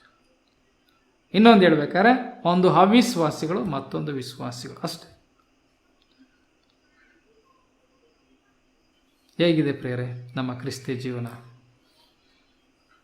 ಅದಕ್ಕೆ ಹೇಳೋದು, ವಾಕ್ಯವನ್ನು ಕೇಳುವರಾಗಿದ್ದು ನಿಮ್ಮನ್ನೇ ನೀವು ಮೋಸಪಡಿಸಿಕೊಳ್ಳುವರಾಗಿರಬಾರದು, ವಾಕ್ಯದ ಪ್ರಕಾರ ನಡೆಯುವರಾಗಿರಿ ಅಂತ ಬರೆಯಲ್ಪಟ್ಟಿದೆ. ಕೇಳಿದ ಮಾತ್ರಕ್ಕೆ ಯಾರು ನೀತಿವಂತರಾಗೋದಿಲ್ಲ ಅಂತ ದೇವರ ವಾಕ್ಯದಲ್ಲಿ ಬರೆಯಲ್ಪಟ್ಟಿದೆ ಅಲ್ವೇ? ಧರ್ಮಶಾಸ್ತ್ರವನ್ನು ಕೇಳಿದ ಮಾತ್ರಕ್ಕೆ ಯಾರು ನೀತಿವಂತರಾಗುವುದಿಲ್ಲ ಎಂಬುದಾಗೆಲ್ಲ ನಾವು ನೋಡುತ್ತೇವೆ. ಅಂದರೆ ನಿಜವಾಗಲೂ ದೇವರ ವಾಕ್ಯದಂತೆ ನಡೆಕೊಳ್ಳುವಂಥವರೇ ಧನ್ಯರು ಎಂಬುದಾಗಿ ಕರ್ತನಾಂತ ಯೇಸು ಕ್ರಿಸ್ತನು ಹೇಳಿದನು. ಅದರಿಂದ ಪ್ರಿಯ ದೇವಜನರೇ, ಇಲ್ಲಿ ಕರ್ತನಾಂತ ಯೇಸು ಕ್ರಿಸ್ತನು ಈ ಸಾಮ್ಯದಲ್ಲಿ ನಮಗೆ ಕಲಿಸುವಂಥ ಒಂದು ಸತ್ಯ ಏನೆಂದರೆ, ಲೋಕದಲ್ಲಿ 4 ವಿಧವಾದಂಥ ಜನರಿದ್ದಾರೆ. ಕೆಲವರು ದೇವರ ವಾಕ್ಯ ಕೇಳುವಾಗ ತಾತ್ಸಾರ ಮಾಡಿ ಹೋಗುತ್ತಾರೆ, ಸೈತಾನ್ ಕದ್ಕೊಂಡು ಹೋಗ್ತಾನೆ. ಯಾಕೆ ಹೇಳಿ? ಆ ವಾಕ್ಯ ಅಲ್ಲೇ ಇದ್ದರೆ ನಂಬಿ ರಕ್ಷಣೆ ಉಂಟಾಗ್ತದೆ ಅಂತೇಳಿ ಗೊತ್ತು ಅವನಿಗೆ, ಚಂದವಾಗಿ ಭಾಳ ಬುದ್ಧಿವಂತ, ಅವನು ಕದ್ಕೊಟ್ಟು ಹೋಗ್ತಾನೆ. ಅವರು ಮುಗೀತು ಕತೆ, ಅವ್ರ ಫಲ ಇಲ್ಲ. ಕೆಲವರು ವಾಕ್ಯ ಕೇಳ್ತಾರೆ, ಭಾಳ ಚೆನ್ನಾಗಿತ್ತು, ಸಂತೋಷ, ತುಂಬ ಒಂದು ರೀತಿಯಂತೆ ಸ್ವಲ್ಪ ಕಾಲ ಅಷ್ಟೇ, ಸ್ವಲ್ಪ ಕಾಲ ಒಂದು ರೀತಿ ಸಂತೋಷ ಪಡೆದ ನಂತರ ಹಂಗೇ ಅವರು ಶೋಧನೆಗಳು ಬಂದಾಗ, ವಾಕ್ಯದ ನಿಮಿತ್ತವಾಗಿ ಹಿಂಸೆ ಕಷ್ಟಗಳು ಬಂದಾಗ ಬಿಟ್ಬಿಟ್ಟು ಹೋಗ್ತಾರೆ. ಅವರು ಇಲ್ಲ, ಮುಗೀತು, ಅವ್ರು ಫಲ ಕೊಡಲಿಲ್ಲ. ನಂತರ ಮುಳ್ಳಿನ ನೆಲದಲ್ಲಿ ಬಿದ್ದಂಥ ಬೀಜ, ಕೆಲವರು ಲೋಕದಾಸೆಗಳು, ಚಿಂತೆಗಳು, ಐಶ್ವರ್ಯ ದಾಸೆ, ಭೋಗದಾಸೆ ಇದೆಲ್ಲ ಒಳಗಡೆ ಕವರ್ ಮಾಡ್ಕೊಂಡಿದೆ ಅವ್ರ ಹೃದಯನ. ಈಗಿನ ವಾಕ್ಯ ಅದರ ಮಧ್ಯದಲ್ಲಿ ಬಿದ್ದರೆ ಇನ್ನೆಲ್ಲಿ ಬೆಳೀತದೆ ಅದು? ಅದು ವೇಸ್ಟ್.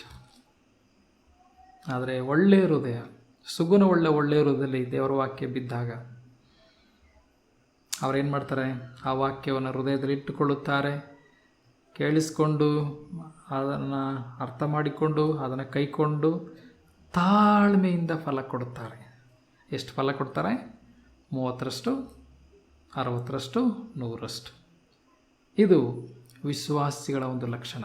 ಇನ್ನುಳಿದಂಥ 3 ಭೂಮಿಯ ಅವಿಶ್ವಾಸಿಗಳ ಒಂದು ಚಿತ್ರಣ. ಆದ್ದರಿಂದ ಪ್ರಿಯ ದೇವಜನರೇ, ನಾವು ಇದರಲ್ಲಿ ಕಲಿತಂಥ ಈ ಸತ್ಯವನ್ನು ಅರ್ಥ ಮಾಡಿಕೊಂಡು ನಾವು ಸುಗುಣವುಳ್ಳ ಒಳ್ಳೆಯ ಹೃದಯವುಳ್ಳವರಾಗಿ ದೇವರ ವಾಕ್ಯವನ್ನು ಕೇಳಿಸ್ಕೊಂಡು ಈಗ ಫಲ ಬಿಡ್ತಾ ಇದ್ದೇವೆ ಸತ್ಯ, ಅದೇ ಪ್ರಕಾರವಾಗಿ ಪ್ರತಿನಿತ್ಯವೂ ದೇವರ ವಾಕ್ಯ ನಮ್ಮ ಹೃದಯದಲ್ಲಿ ಅದು ಬೆಳೆದು ಫಲ ಬಿಡುವಂತೆ ಆಗಲಿ. ಕರ್ತನಿಗೆ ಮಹಿಮೆ ಆಗಲಿ. ನೀವು ಫಲ ಕೊಡೋದ್ರಿಂದಲೇ ನನ್ನ ತಂದೆಗೆ ಮಹಿಮೆ ಉಂಟಾಗ್ತದೆ ಎಂಬುದಾಗಿ ಕರ್ತನು ಹೇಳಿದ್ದಾನೆ. ಅದರಿಂದ ಫಲ ಕೊಡುವವರಾಗಿ ನಾವು ಬದುಕೋಣ. ಕರ್ತನ ವಾಕ್ಯದ ಮುಖಾಂತರ ಮಹಿಮೆಯಲ್ಲಿ ನಾಳೆ ಮತ್ತೊಂದು ಸಾಮ್ಯದ ಕುರಿತಾಗಿ ಕಲಿಯುವಂತರಾಗಿ ಪ್ರಾರ್ಥನೆ ಮಾಡಿ ಕೂಟವನ್ನು ಮುಗಿಸುವಂತಾಗಿ.